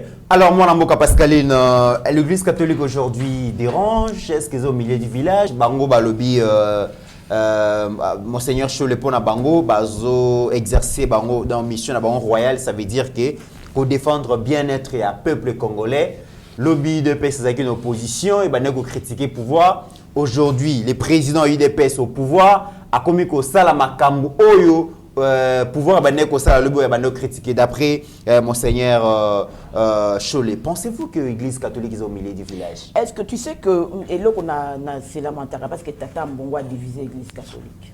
A divisé l'église catholique. Oui, l'église est divisée aujourd'hui. Oh, et si comme on considère qu'il lobby pesera l'église catholique. Tant que n'aime banzango ko la préfet na ceux qui directeur na ya la peka sango zaka l'église catholique. Ça nous montre aujourd'hui que l'église catholique Tata Mbongo a divisé en pâté en commun. A divisé, il a failli au fait à sa mission parce que la mission de l'église a toujours été de réunir. Tant Tata Mbongo sur le baquet, le pouvoir, tant baza une opposition baza ko le langage mususu, le baza un pouvoir ba le langage baza ko défendre anti valeur ndenge ya bengi o ba ko défendre lobby les lo banda pouvoir ekoti ba le continent na cortège ba kena ya zongité to ata lacrymogène ne betami Jean l'église sainte catholique répression nini basi ba sali banda pouvoir atiseke de koti awa ya Félix Antoine Tshisekedi de bamo ba obenge Chilombo ko ba mona rakotanga komba Tshisekedi on dirait zalaka non Tshisekedi de l'axi président de Chilombo ndeko finga Chilombo ndeko finga ba bosani keza kombo na ye anti valeur o biso to zalaki ko sala ko boya lobby ezalaki ya baleka ki na cortège ba memu mutu azongité ezalaki ya mutu moko journaliste azozonga pa na ya komi liboso ndaku na ye ba bomiye atangela nga combien de journalistes o basi ba bomi pas au baquet, makambu oh tu dois défendre l'obité, il y a autre comment soutenir les lots. Et là on t'attend bongo azo comprendre te dans deux contextes différents. Moi makambu même Lumumba déjà bazalara déjà koboya yango. Lumumba son époque disait déjà que ba évêque il faut bazonga na place na bango ya église. Tata bongo fala ki nanu aloba, ce qui a lobby que biso tozali lisu ba démocrate te makam tozali ko boya lobby yango to soutenir les lots. Tata mbongo ayebisa biso valeur nini le quoi so to ba valeur valeur nini Moïse Katumbi ana parce que c'est son candidat il est clair oyebi nzambe aboya ka David atonga temple ya nzambe po azaka na makila na maboko alobi yo ozali l'homme selon mon cœur mais temple na ngai yo otonga te Tata mbongo fala bandana ko esa Moïse Katumbi asokola nanu maboko na ye na makila oyo azana ngona maboko ya ba trésor nyoso ba kasaye oyo asali so batikala ba maboko ya kokata na makola kokata na abongsa na ba famille bakabasele mwamba abongsa na bakatange abongsa na biso ba nyoso oyo batone muyambo akoma voilà nyoso oyo muyambo akoma na livre ndenge tangela biso ndenge tenke furu ngurume ndenge ba depuya fallait Tata mbongo avant akende kozwa cadeau ya temple parce que muto atongoli ya temple nzambe nde sika gloire nzambe kitaka yango moni nzambe atalaki David alobi yo na makila bosi otongeli nga temple et simba gloire moye kita ezate fallait tata mbongo bandana koyebisa yango nga nalobaka ntango yambaki ye na messe topesaki exemple azache awa fallait yebisa donc katumbi abongisa avant ya kopesa bango et puis au moins ce sont les mêmes personnes oyoka mama wanani atongi na Goma kuna mais baebisi était 16 millions de Congolais makila na yango to ya kosemba na temple oyo alors que bino bwana 16 millions makila ba Congolais ya maboko na bino. Mais qu'est-ce qui fait moi Mboka Pascaline, qu'est-ce qui fait que l'église catholique se retrouvera toujours dans côté opposition parce que l'opposition est protégée et défendra intérêt peuple tonengé. L'église catholique se retrouvera toujours côté opposition té. Tata Mbongo azo se retrouver sika ba intégré na ezali. Exactement. Il faut le bango clair. C'est pas l'église catholique qui est commit. L'église catholique. Non mais tout le monde a Malula combattre Mobutu, tout le monde Mosengo combattre Kabila, tout le monde peut Malula combattre Mobutu pour de bonnes causes, il y avait la dictature. Mosengo a lobby que les médiocres dégagent de Balolé 16 millions de Congolais. Il y a ça parce qu'on Mbongo combattre ça. Combattre rien. Vichère. Alors bas ça dit cardinal avait regretté $100 par élève ou par tête. Si quoi hier après c'est là qu'ils ont dit $100 par tête ou voilà na vini na ba parents. Avant combattre Tshisekedi pour Tshisekedi d'Asalieni. C'est pourquoi le président a été aussi dur parce qu'il faut savoir to kota likama président mais là c'est la tata Mbongo passe makasi ezali ke bokamola ka 50-50 bango ba pesa bino église bino pe boyena moi bango ba pesa 50 ya ba fidèle bino pe pesa 50 na UDPS bo combattre Kabila lelo bozu pouvoir makabola ka 50-50 ba s'associer cannabis parce qu'il fallait enlever mutu oyo azaki na maboko mais la 16 millions pe mezala makasi oyo pe lelo maman Pascaline mutamonda komisko bo santé pa na bango batongo sko ba komi bien sans le pardon c'est un co OK accord à Saint-Sylvestre le leader c'était Félix Antoine Tshisekedi tout le monde l'avait choisi les lois comme ma bendenge ni ça comme quoi appliquer makambu oyo il faut y a ça tomelaka pe mananini est-ce que la Senko pouvait exister sans l'IDPS deba kenda ka wana ka bakeba Martin Fayulu ce qui a été Tshisekedi baka longo ba bondela ya balanda na 10e ripo na bondela ya participer ti le feu celui qui est mort quoi de ceux qui kodo aya basala ba négociation donc les évêques doivent rester neutres c'est ça le rôle de l'église quand on dit au milieu du village ça veut dire l'église est dans la neutralité attends que doit souffrir faut est-ce que na IDPS ba catholique ba IDPS ba se santarande ambongo che bango wapi donc to ba catholique ba ensemble mutu bazali pona ko koma ko sanctifier ba to lobi ba bomaki biso ba to lobi ba yazo ba makamba cherté de la vie mais il est en train de soutenir quelqu'un qui a pris le maïs. On a le bakena na mbongo mingi na zu minéré mingi na olo na masango po bana mboka bale ofele mais azu minéré azu pe masango tekeli bana mboka. Entre les deux, ni quoi peut être cher. Très bien. Alors Togolanda Bongo adresse à Mokonzi Mboka Pascaline Gardé Maloba avant que c'est pas Pasteur Gili. Steve Condé, le chef de l'État s'est prononcé par rapport à la dérive oyo toujours mon n'est pas certains évêques Mokonzi Mboka vraiment à Matisiton Mokonzi Mboka Siliki alors trop c'est trop église catholique et c'est à la neutre à au milieu bas congolais et divisé et il y a qu'on s'attaquer na mutu nyonso à cause à la hauteur il y a déstabilisation il y a mboka il y a institution azana leçon à qu'on recevoir et pas ya mutu mon côté na domaine on a tout l'extrait. Je vais terminer mon propos en réaffirmant encore ma détermination à garder ce pays uni et à le pacifier. Je ne reculerai pas devant les menaces et les intimidations concourant. J'ai passé quasiment les 3 quarts de ma vie à combattre aux côtés d'un grand homme. J'ai été Étienne Tshisekedi comme un combat heureux et noir. Cet homme m'a appris l'amour du Congo et des Congolais. Et donc, je ne serai jamais, au grand jamais, le fossoyeur du Congo et des Congolais. En revanche, je m'attaquerai sans hésitation, sans remords, à tout Congolais qui mettraient en danger la sécurité et la stabilité de notre pays.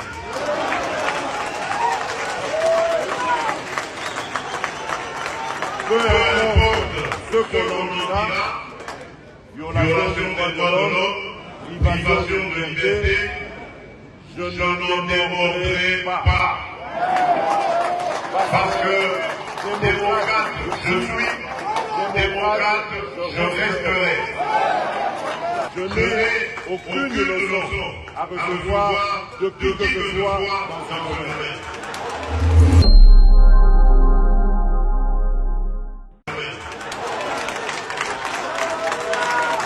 J'ai la charge de protéger et de garantir le bien-être de tous les Congolais, de quelque bord politique qu'ils soient, religieux ou autres idéologiques, et donc je ne laisserai sur aucun moyen pour remplir ma mission du mieux que ce soit. C'est l'histoire et Dieu qui me juge. Monseigneur Emmanuel Bernard, encore une fois, je voudrais vous remercier d'être l'homme que vous êtes et de m'avoir associé à cette célébration mémorable et inoubliable. Je suis heureux d'y avoir participé et d'y avoir aussi apporté ma contribution. Je vous souhaite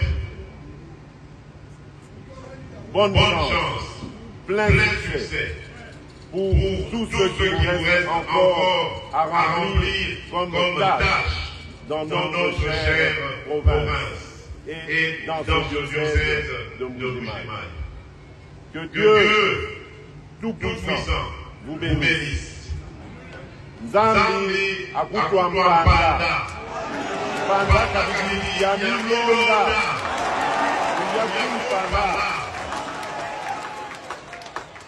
que Dieu bénisse la République démocratique du Congo. Je vous remercie.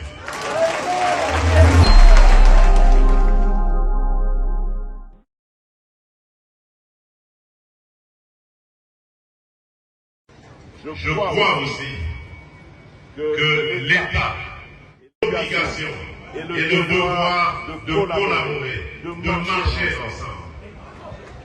Et c'est peut-être ici l'occasion pour moi de tirer la sonnette d'alarme par rapport à une certaine dérive constatée au sein de l'Église catholique.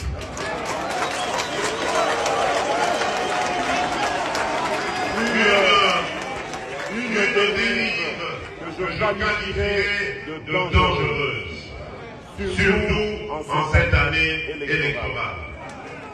L'Église doit être au milieu des villages. Ici, je sais intervenir, l'Église doit être au milieu des Congolais.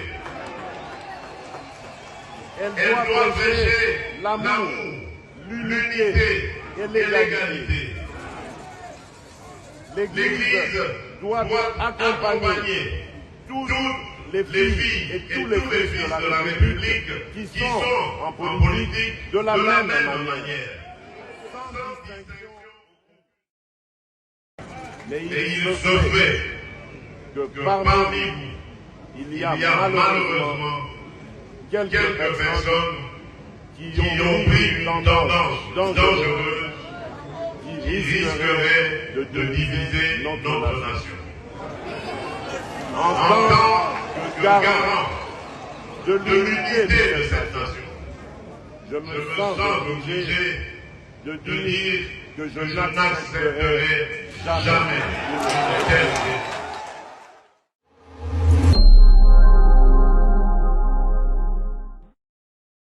Namboka tozo qui n'est malembe na bras de fer entre l'église et les régimes ou comment? Toza na bras de fer tout ça. Parce que Tata Mokonzi a se prononcé kate na likambo église kasi lelo pour la première fois Zuma loba pona koloba ke sengeli que Église épée sa chance na ba candidat c'est comme si tata cardinal de Bouti Kolobawa Azana yaye déjà candidat et les chefs n'a pas. Mais non parce que les candidats les Tata Mbonga il a aussi été clair. Oui. Tata Mbonga longo pe à Kinshasa inde tina Lubumbashi pour na okende ko sanctifier Moïse Katumbi. Ta Moïse Katumbi aye awa na ayaka meste ayaka marche. Oui.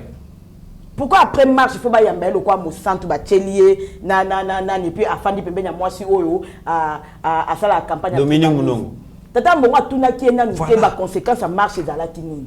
Ayaka meste ayaka spécifiquement ayaki pour ça la marche na ye. Ayaka meste. Mais il y a mon Christ Katumba za mon Christ asambela kamingi place ba chrétien ba asambela azalaka wana ya mwa qui fait sa rapport ya opposition. Oui, parce que Namboka Pascaline. Oui, c'est to lingi to ke na ba voler mususu.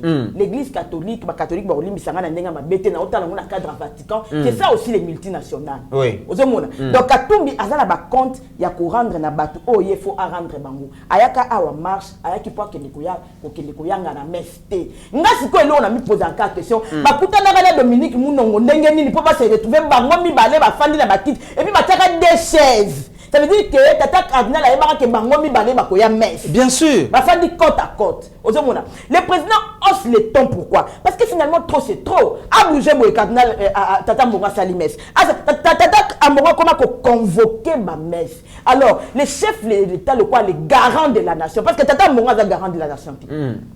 Ça peut mon conspire mais mon congolais. Le président Félix Tshisekedi a le devoir de garantir la sécurité et l'intégrité territoriale. Il garant de la nation pas maté. Ça veut dire le quoi maman bobla il faut aller à 9 frontières à Congo na Boutou. Et là garant de la nation. Il a le devoir de garantir la bandelle sur la sécurité et l'intégrité territoriale. Alors, lorsqu'ils ont menacé, parce que nous avons dit que tata mbongo to fandu na tata bango bazala multinationaux. Muta ayebi secret ya renseignement ya mboko ko le Félix Tshisekedi azati. Lorsque l'État est menacé, lorsque la garantie de la sécurité du citoyen congolais est menacée, lorsque l'intégrité du territoire, Tolobaki a la pasteur Guili dernièrement, te fandi na bato à 18 ans, tu menacé qui a quitté. Mais bozi tout le monde 4 ans, alors l'inga batte la bino moka comme menacé on dirait un étranger. Tata donc Mokonzamboka comme menacé ba sango. Té Mokonzamboka comme menacé ba avec. Mokonzamboka c'est la qui garant de la nation na. Pour ceux qui s'imitent ça to ke tuna tata mbongo té. Tout na Félix Antoine Tshisekedi. Et là, quand tata mbongo zo bosana ke état de droit et là ici, mi beko sengeli bana na mutu nyonso. Les droits doivent être connus de tous, y compris les prêtres.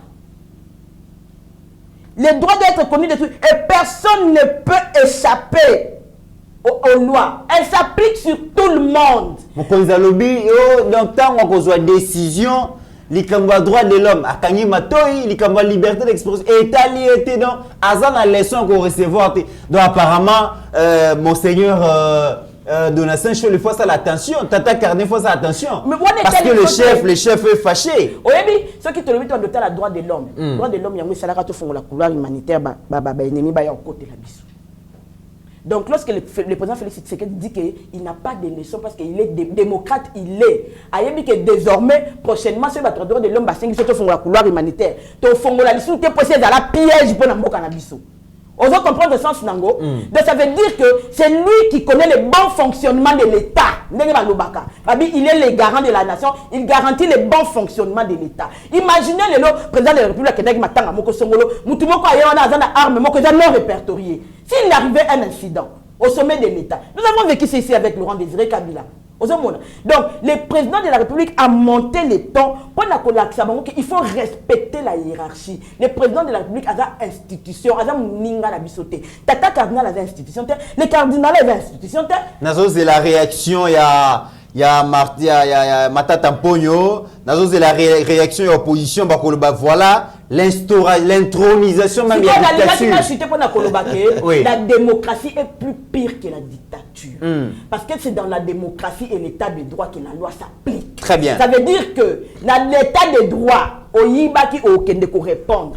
au déplacer qui est loco ok répondre au qui na arme sans autorisation ok répondre c'est-à-dire tant que le monde a que l'état de droit ba kanisa quand le kola à to fingi ba otika yo à to c'est ok l'état de droit est plus dur que la dictature parce que l'état de droit c'est l'applicabilité du droit dans son essence même dans les plus profondeurs. Ça veut dire awa muta ko échapper li susu azate tout le monde est égal ozala omoni batu ba négliger qu'à faire au Vital Caméra qui n'a pas samba mais c'était un exemple fort ata bima c'était un go pour montrer aux gens qui intouchable na mboko azali sudi ba before bazakuna na makala déjà ba ola kisaki donc before tout ba kangie bongo yo lera 32 millions na biso soki le to donc basimba yo te la dossier wana donc soki dossier fongwani comme acharnement Pasteur Guili Tata Cardinal na Monseigneur Donatien Cholet finalement va réussir ko lobisa mokonzi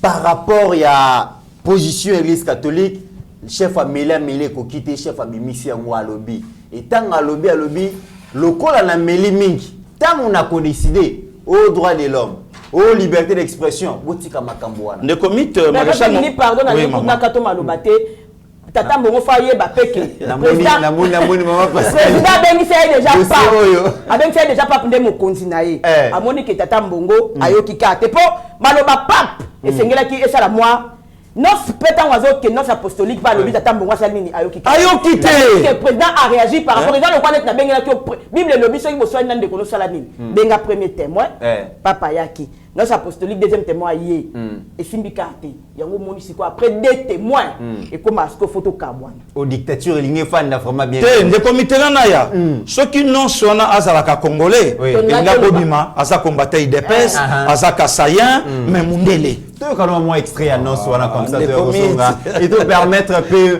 moi mboka Pascalina qui tamuge kwa milité mama casse tata Carneta ne marmouru lukana IDPS voilà tout là. Monseigneur, de remercier et de rendre hommage à Monseigneur Marcel Outembi, ici présent, pour son discours et ses mots aimables et encourageants à mon endroit et à l'endroit de l'État congolais. Oui, Monseigneur Marcel, je crois aussi que l'État et l'Église, particulièrement l'Église catholique, ont l'obligation, je dis bien l'obligation et le devoir de collaborer, de marcher ensemble. Et c'est peut-être ici l'occasion pour moi de tirer la sonnette d'alarme par rapport à une certaine dérive constatée au sein de l'Église catholique. Très bien. Mettons.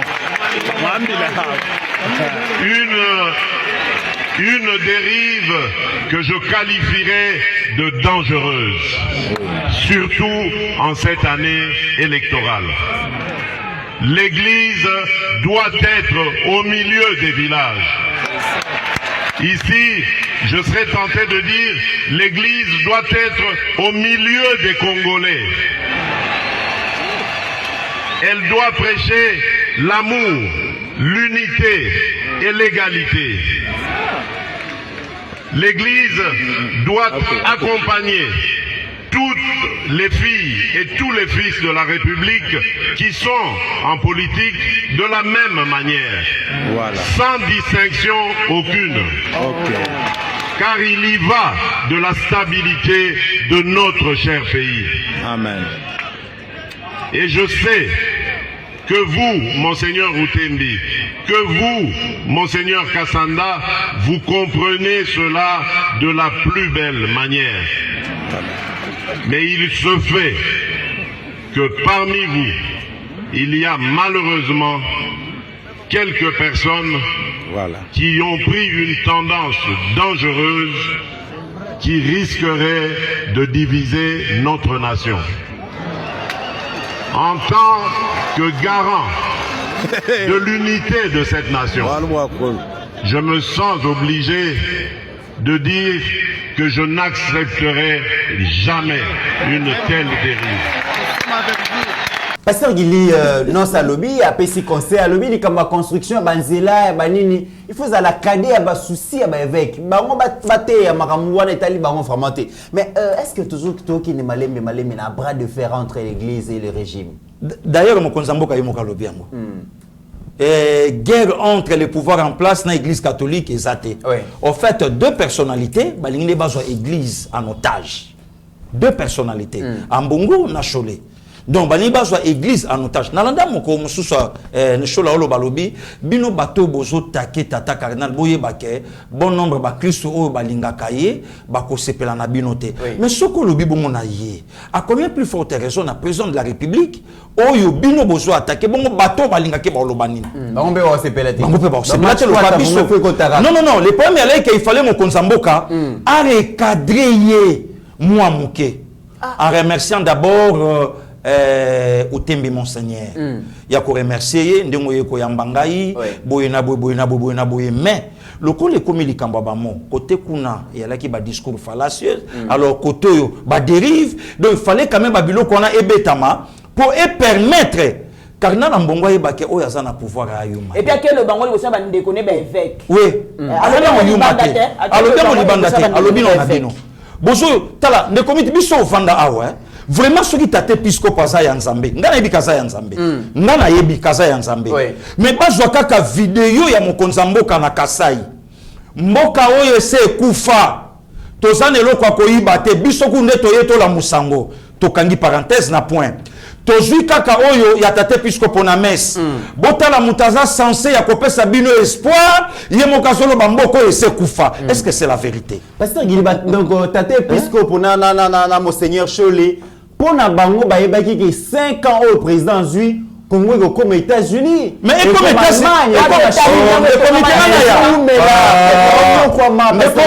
Muto bango ba soutenir à la katanga ke na komi sango Pretoria. OK. To comme Pretoria na yo to sali 3 nuits na Pretoria. Et même na katanga to li pe na katanga toujours na yo. Est-ce que tout le monde a trace à Pretoria kuna na katanga? Ou on a commis bien? Encore Katumbi. Mikolo asasu Katumbi te Mikolo a commis Monseigneur. Et l'autre c'est un ba pesa diocèse. Pasteur Gili. Ba pesa diocèse. Kacho mo comme diocèse. Oui. Oh. Ta su pesa commis ça ne ko yebate. Ne commit. Yuso mona nenga zo telema. Ko inaugurer une cathédrale na diocèse o ya Kachoboé o eza coordonné na Monseigneur Moïse Katumbi Chapoué. Amona tape ba chemise na bangwana kaya. Bon de commis yuso mona te télémélité. Même vraiment go. Malamu. Tata Mbongo asa faina bato yo kandenge episcopo efeka Kashobo nenga fingaka. Na Swahili. Ayokango Fala le comiteran. Est-ce que tate episcopo Ambongo azana des livres ya batoni muyambo ayoka nenga komela collègue na ye évêque ya Kashobwe Moïse Katumbi Chapwe ayoka makambo o ezana kati ya livre wana ayokango en fait mon konzambo kapani ngachana no ordre na ndako trop c'est trop. Bah oui. Trop c'est trop. Abi même droit de l'homme à Tabalobé Oyokate. Le maréchal Mobutu Lobakango, lorsque vous parlez des droits de l'homme, d'abord vous devez savoir de quels droits il s'agit. De ce sang de comitérants. Et mieux comme et le banamodon à maman Pascaline. Donc tate episcope comment le col la sala caucus ceux qui caucus il y a avocat non il y a député catholique. Et si kanyo so comment okende ko sala messe comment remema bango. Soka beti le ko moko bato. Wana ba ola kisa bango. Geneviève Inagozi. Voilà, pilotala. C'est quoi qui na Saint Gabriel à beta sambango. A beta basalate. Non, de commit. Oyebi lelo, ceux qui batu bata l'histoire, même bande kwa Congo Brazzaville n'Angola ba Holanda biso. Soko tuningai évêque to cardinal Angola na yebiete. N'Afrique na yebaki Desmond Tutu, n'Afrique na yebaki oya Cameroun, oyo ayeko sala messe awa na mort cardinal Echu, oya beta ko de solo ke no ba esko ka bango mbale. Ayeko sala wa. Mais soko tuni batu na Congo Brazzaville awa cardinal Émile Biayenda assassiné le 18 mars 77. Ti lelo na Congo Brazzaville ba na président na nanité cardinal té. Pourquoi na catholique ezate? Oui, à bout portant.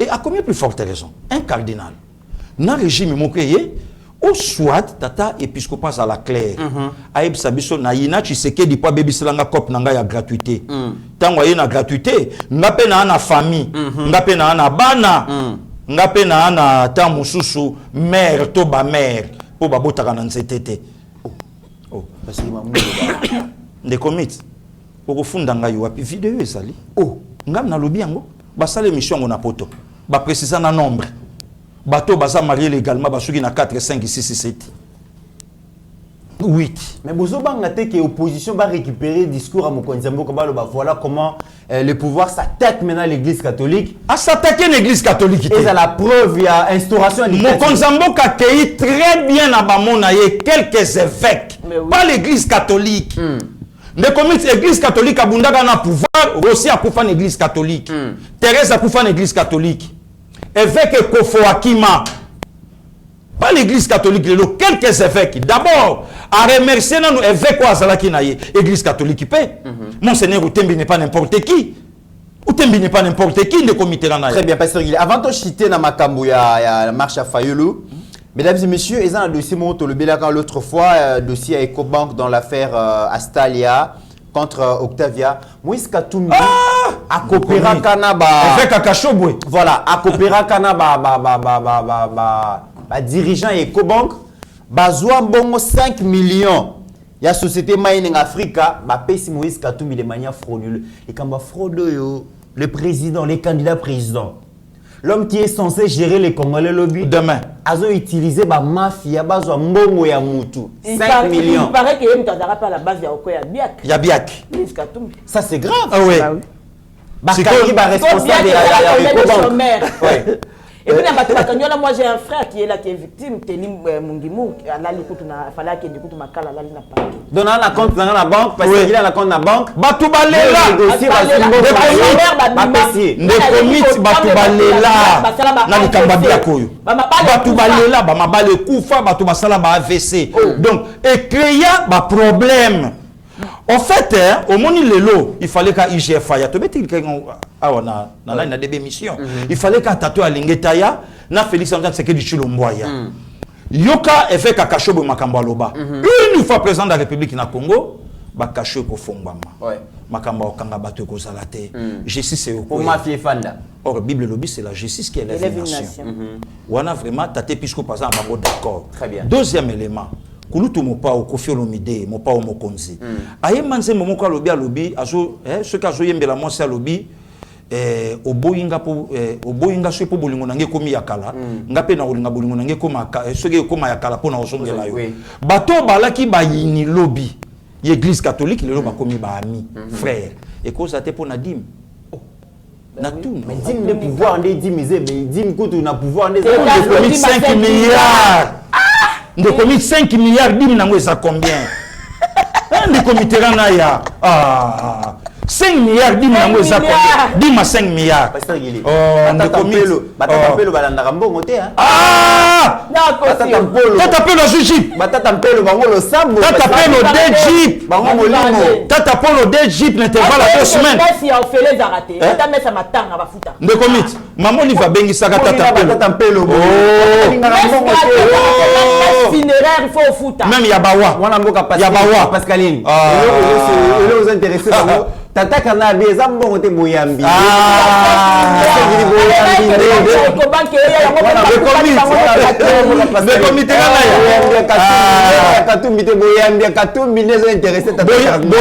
boyambi na église catholique boyambi na diriger Congo te boyambi puisque boyambi na ye ekoleka jamais oya papa baati bokolo eza boyambi te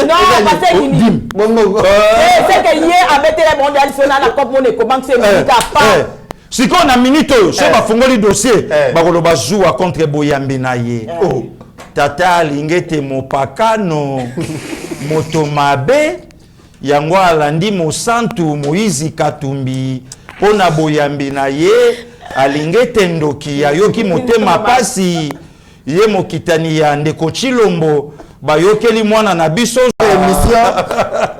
mesdames et messieurs, les comités na maternité vierge à la kate. Ba maman nyoso ba na maternité okeno tuna vierge ndengeni. Maman boti. Tata cardinal. Libo sombo mo santo azate. Tata cardinal azokufa pour la boyende fidèle ne.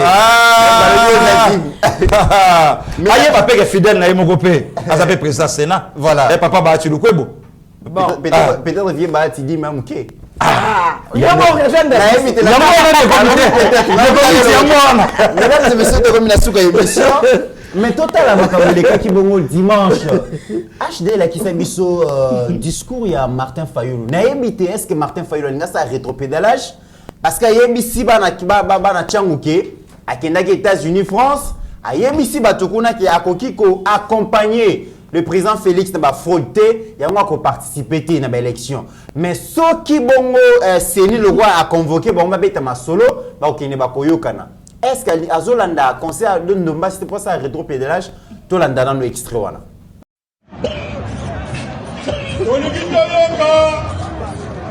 Moto oyo achaki ba candidat nyoso makali na 2018.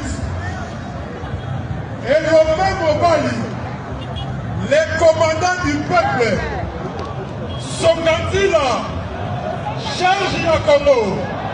Est-ce que vous savez le mot yokaye? Comment la maboko, la mona kemo tu yokaye?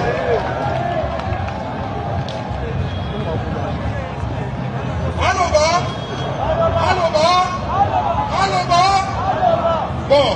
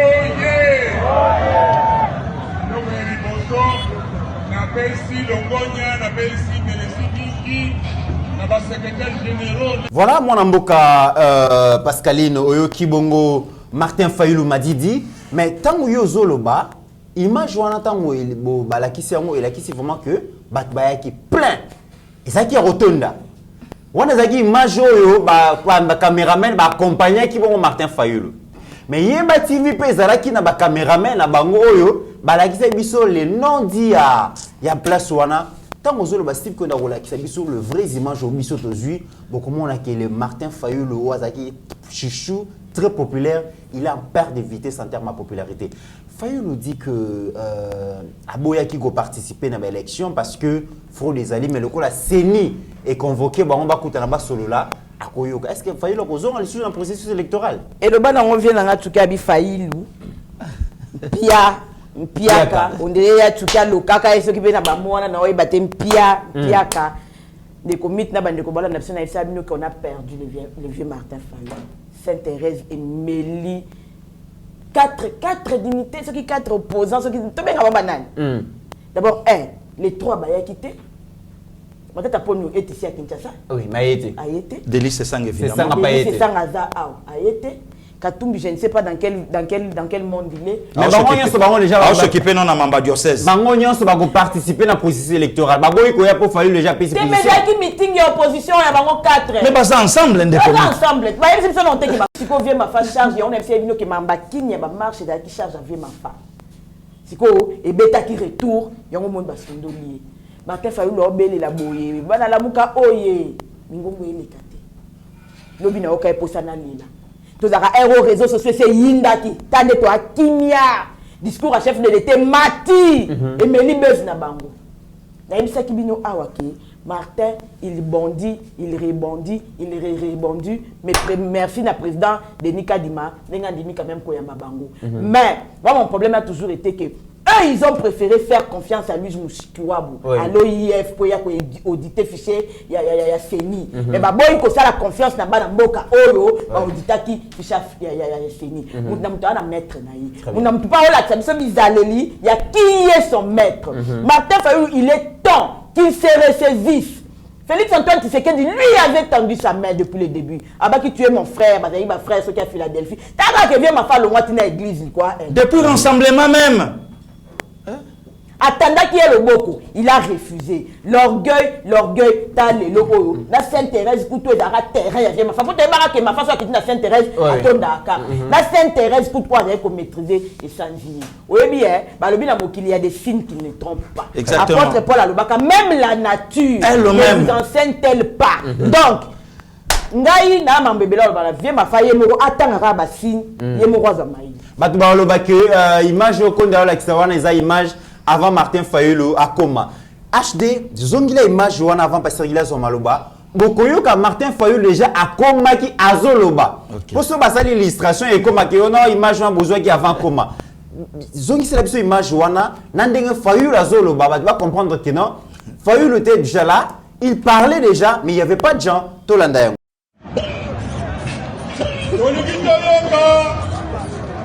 Moto oyo achaki bakandida nyonso makalikali na 2018 et le même mobali les commandants du peuple Songandila charge ya Congo. Est-ce que vous savez moyoka ye? Namona maboko namona ke moyoka ye.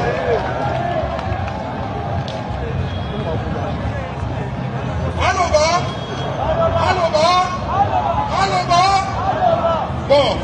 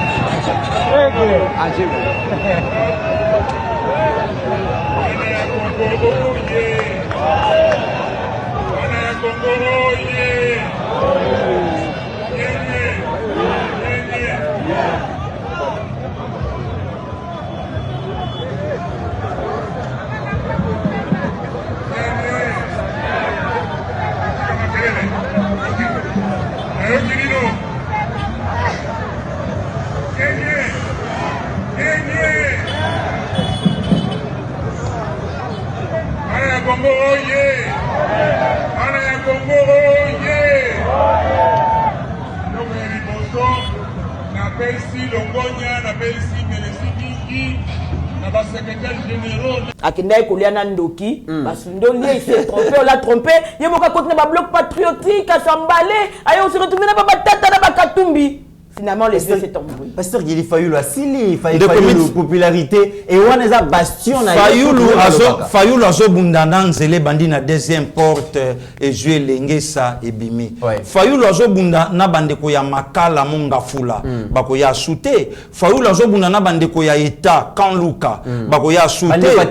Fayulu azo bundana terre jaune ko bako pété. Fayulu azo bundana nzela ya njili brasserie bako ya li souté. Fayulu azo bundana bande ko nanga ya eta na se ya pont avenue de la paix bakoya shooté Fayulu azobunda na bandeko bazwi mai na lemba imbu bakoya shooté na ipen Fayulu azobunda na bandeko ya nzela ya kindinga e bandi ko salama kuna Congo central tout bakoya shooté Kulumba sima ya Pascal Kulumba na sima bazo prolonger ngozo na sima donc Fayulu abundi na bato de comité na ya parents ya bana ya na gratuité mais oui donc Fayulu azobunda na gratuité et Fayulu azobunda na bâtiment ya mama yemo Fayulu azobunda na zando ya munene Fayulu azobunda na bato do babiloko ebele o esa mtatali ya lobi Fayulu azobunda na betudiant ba okende wapi étudiant za suna tango kanga kikalungu te étudiant za suna tango kweya te étudiant komi a telemisi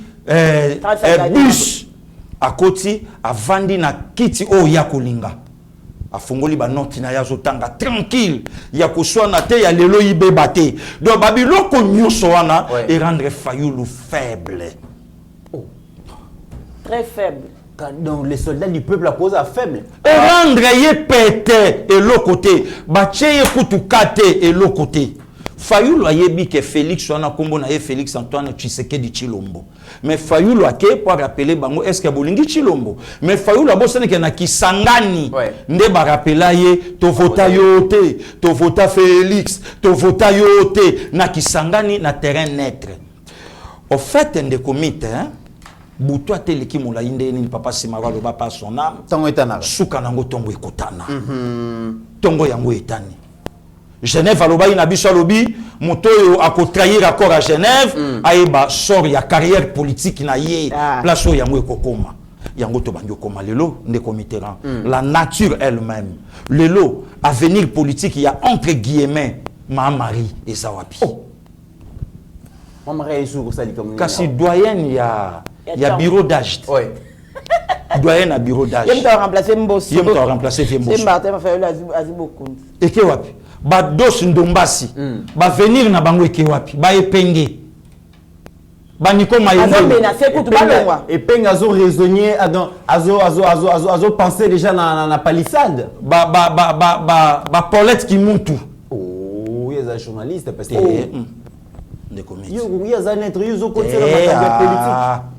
Oh, tika leki nanga na mwasi. Tika e. Oh, asa netre wapi? Asa kasa ici de. Oh. Tika bango. Lelo bango nyonso wana, lelo ba omona nini. Nde komiti oyebi to sambela makasi na mboko yo. Fayulu c'est mauvais. C'est mauvais. Fayulu a désorienté peuple congolais. Ya kokosa ke ngam na gagna maponomi. Ba yebinga yango. Fayulu a kosa peuple congolais. Fachi nommé par Kabila. Lelo yo Kabila na batu na ye ba olela. Incapable ya kobimisa accord que signé awa to pesa botala ingratitude mutu to noma botala makamba komo sala biso. Tina mo ya lelo. Nde komit bandeko na biso apoto bayebi to uti kuna. Mitema ebeba bandeko. Non seulement pour Fachi abimi mais pour Kabila nde mutu a nommé Félix a ebisi ebombanga. Or biso to salalit ye Kabila kende. Mais comment yo aider ya bomba ye? Or de n'importe quoi. Ya na biso Philippe Mata na Bujumbura Hollande biso. Alors bi passé gili mukomusu expliquer. Martin Fayulu abandai ko tambola na bidon ya 5 litres na briquet. A okimanango. Une fois Martin président Congo ndemboko eseziki. Ndemboko eseziki nde komiti. Anga rappeli ça. Très bien. Moto nga kopela. Ça c'est. Ya mo moni même ndenge mo konzamboka ke na ye. Atiki ye Martin keyi nde komiti ba opanzana toyebi Congo. Parce ba panzani yo. Toyebi, puis toyebi na biso même évêque oya Kashobwe. Akosape candidat. Na si na yebisaki yo nde komiti mais ba to Hollande biso candidat na bangwaza. Na minute oyo babombiye abatami Adolphe Moussa Joker na bimité on a bimité babombiye. Mesdames et messieurs bango nyonso bako soutenir mutu wana mais bazo nga ba tromper vigilance ya peuple congolais mais biso toyebi lelo vérité bimi lelo wapi popularité ya Martin Fayulu voilà. Mais Pape Etienne Tshisekedi wa Mulumba akufina popularité na ye balandi ye bamemi ye bazui corps na ye tolali na ko libanda toke kotika ye na popularité na ye toche na libulu apeni mais wapi popularité ya Martin Fayulu? Est-ce que Martin Fayulu a soit kibiloko ya ba nzao ya ba kondete courte joie kokosa mengu je pense kokosa Konde, est-ce que via les gars qui n'ont pas parmi batutoye bisa difficulté à Félix Antoine Tshisekedi Tshilombo a joué majorité de Chiki de Mouchachino il n'a pas que poser la question ajouté on a inbox tout non est-ce que Fayulu les gars qu'on a est-ce que on a Martin Fayulu très bien bon ceux qui on a Martin Fayulu bon sort à Délice Sanga très bien bon Matata Poni bon Moïse Katumbi au mutu ayebite ke Njili wana Saint Thérèse atabatoni sont même pas 100 000 majui micro lobi na sala meeting na vidéo na tondi sa ba 300 000 personnes à Saint-Thérèse. Boye bisaka pe batu tombo oli ambongo na ye. Boye bisaka ye vérité. Très bien. 300 000 personnes à Saint-Thérèse. Na rapport ba pesaka ye. Wana rapport ba pesaka ye. Ba komeli 300. Yango iskade là, même ataka tumbi ya sondoli. Oh, même Katumbi abi bakanga ye kaka po sakana kinanga. Il fallait que tout donne soit passer gili conseiller nanga. OK yo. Les commissions a joué bien, même atati sko soga jouinga. Okende. Okende. Au conseil au PC. Na boye bisayenga bi na kobengi na vrai kombo na ekombo tata na mama na ye ba pesa ye kombo Soriano ici olongwe mama musala Oh, ndeko minga buta kolinganga soriano ni si oui pasteur Guilé. Oyebi ke yo posa la malamu tikala commerçant le quoi papa dokolo. Tikala commerçant le quoi papa Jano Bemba Saolona. To penser na le 1er juillet, je crois samedi. To penser na ye. Tikala bongo. Ah parce Guilé comment ça ngabiwe. Longola mikuwa mama na yo akufa awa mazaya awate. Katisa na mundenge Joseph ayibisaka bandeko na ye. Conseil libosone bande na musala ngabi yango wana. Olongwa wande na longo elanga pe. Mesdames et messieurs, nous sommes arrivés à la fin de cette émission. Merci Labino. Seigneur a convoqué les gens à l'électorat. Donc, on a ambition et à cause de la candidat députés nationaux. Déjà, bon, ça va dossier en tout cas, Weston Mukendi Salo qui t'a déjà, puisque Masolo c'est bandit. Déjà, le bureau de vote est Fungwami. Des commis félicitations à Ferregola. L'artiste a réussi son pari. Stade Tondi. À la qui de quoi il est capable à immortaliser même Nabawi. Voilà. Bamadilou. À immortaliser bateau bayemba ba pepe kale na mbokoyo. Vous sentez que maman Dingari a qui m'en a raison. Maintenant je comprends. Il y a musicien et musicien. Très bien. Et à sali encore preuve ya humilité na amour na podium na ye côté le misabaninga na ye ba chanteur ou ezalaka facilité. Vraiment merci na Tutu Kaluji number 1 na humilité. Merci na Puccine Seleo Scram azana kinto zoluka pe to yambata ye moko mususu. Merci na ba JJ. En tout cas, toujours. En tout cas, faire à l'exhibition de Congo fait ça là. Voilà. Donc faire à l'exhibition Congo la musique, l'unité. Donc tout sangana, ne sika to welana. Oh Kaluja na batu problème était Congo. Oh non Tony c'est pour faire problème était Congo. Donc Congo oh biso to lingi yangwana et enfin en tout cas Papa Hervé, merci beaucoup. Vous avez maestro, vous avez un problème dans Fabrigaz. Fabala, maestro. En tout cas, mon ambalo na bobina. Mon ambalo na bobina. Vraiment, merci beaucoup. Nous avons battu la Papa Hervé. Je crois que n'a pas dû prévoir auto le Kanango et Makamba Martyr et Tomboli et moi bongo et salier moi bien. Nous avons battu la Mosungi naye, abattu la ba naye, abattu et tal encore humilité. Na Makambo union sur les cas qui n'a liwa le konaye, il a encore cité le nom de son grand frère. Oh ya poignardé qui est na miswa batu, na miswa mokili, matangi kombo naye. Voilà. Donc au sommet qui est humilité. Oyo yaya lobayi kalinga kazwa place na biso mais leki a lobi yango devant plus de 100 000 personnes il a cité il a chanté les noms de son frère ndeko miti babolingo biso lingi yango wana très bien babondeko biso lingi yango wana nzamba tombola ka mutu moko na libota pour à résoudre pe ba problème ya bato c'est ça biso nyonso teto salaka ndenge moko vraiment en tout cas Papa Hervé Yeba TV. Vraiment, merci beaucoup. Merci, mon amour Pascaline. Une conclusion, rapidement. Non, moi, je suis un peu de balandi biso. Émission les lois qui vraiment un show. Les lots, donc il y a une cathédrale, il y a un show, il y a un évêque, il y a un show, il y a un biso. Na rosenga na bino na commentaire, pour expliquer comment on a comprendre te. Dimanche, ezaki samedi, fait rigolo azo azana concert. Mais na mouni na ba réseaux sociaux, aigle mon kapoi. Na évité, ça veut dire quoi? J'ai pas compris cette image. Oh aigle à quoi? Aigle ngonani à quoi pour nini? Nabi que Steve Konde kotana za makasi pour travailler ba musicien. La sous émission peut-être à vous expliquer ngai. Au-delà de nos divergences d'opinion, la RDC reste plus grande que la somme de nos ambitions individuelles, mesdames et messieurs. En attendant, portez-vous bien car chaque jour est une vie. Ta grâce, seule ta grâce. Nous voulons instaurer un état de droit. Et dans un état de droit, il y a une justice indépendante. Ce n'est pas à l'individu Félix Tshisekedi de commencer à faire justice.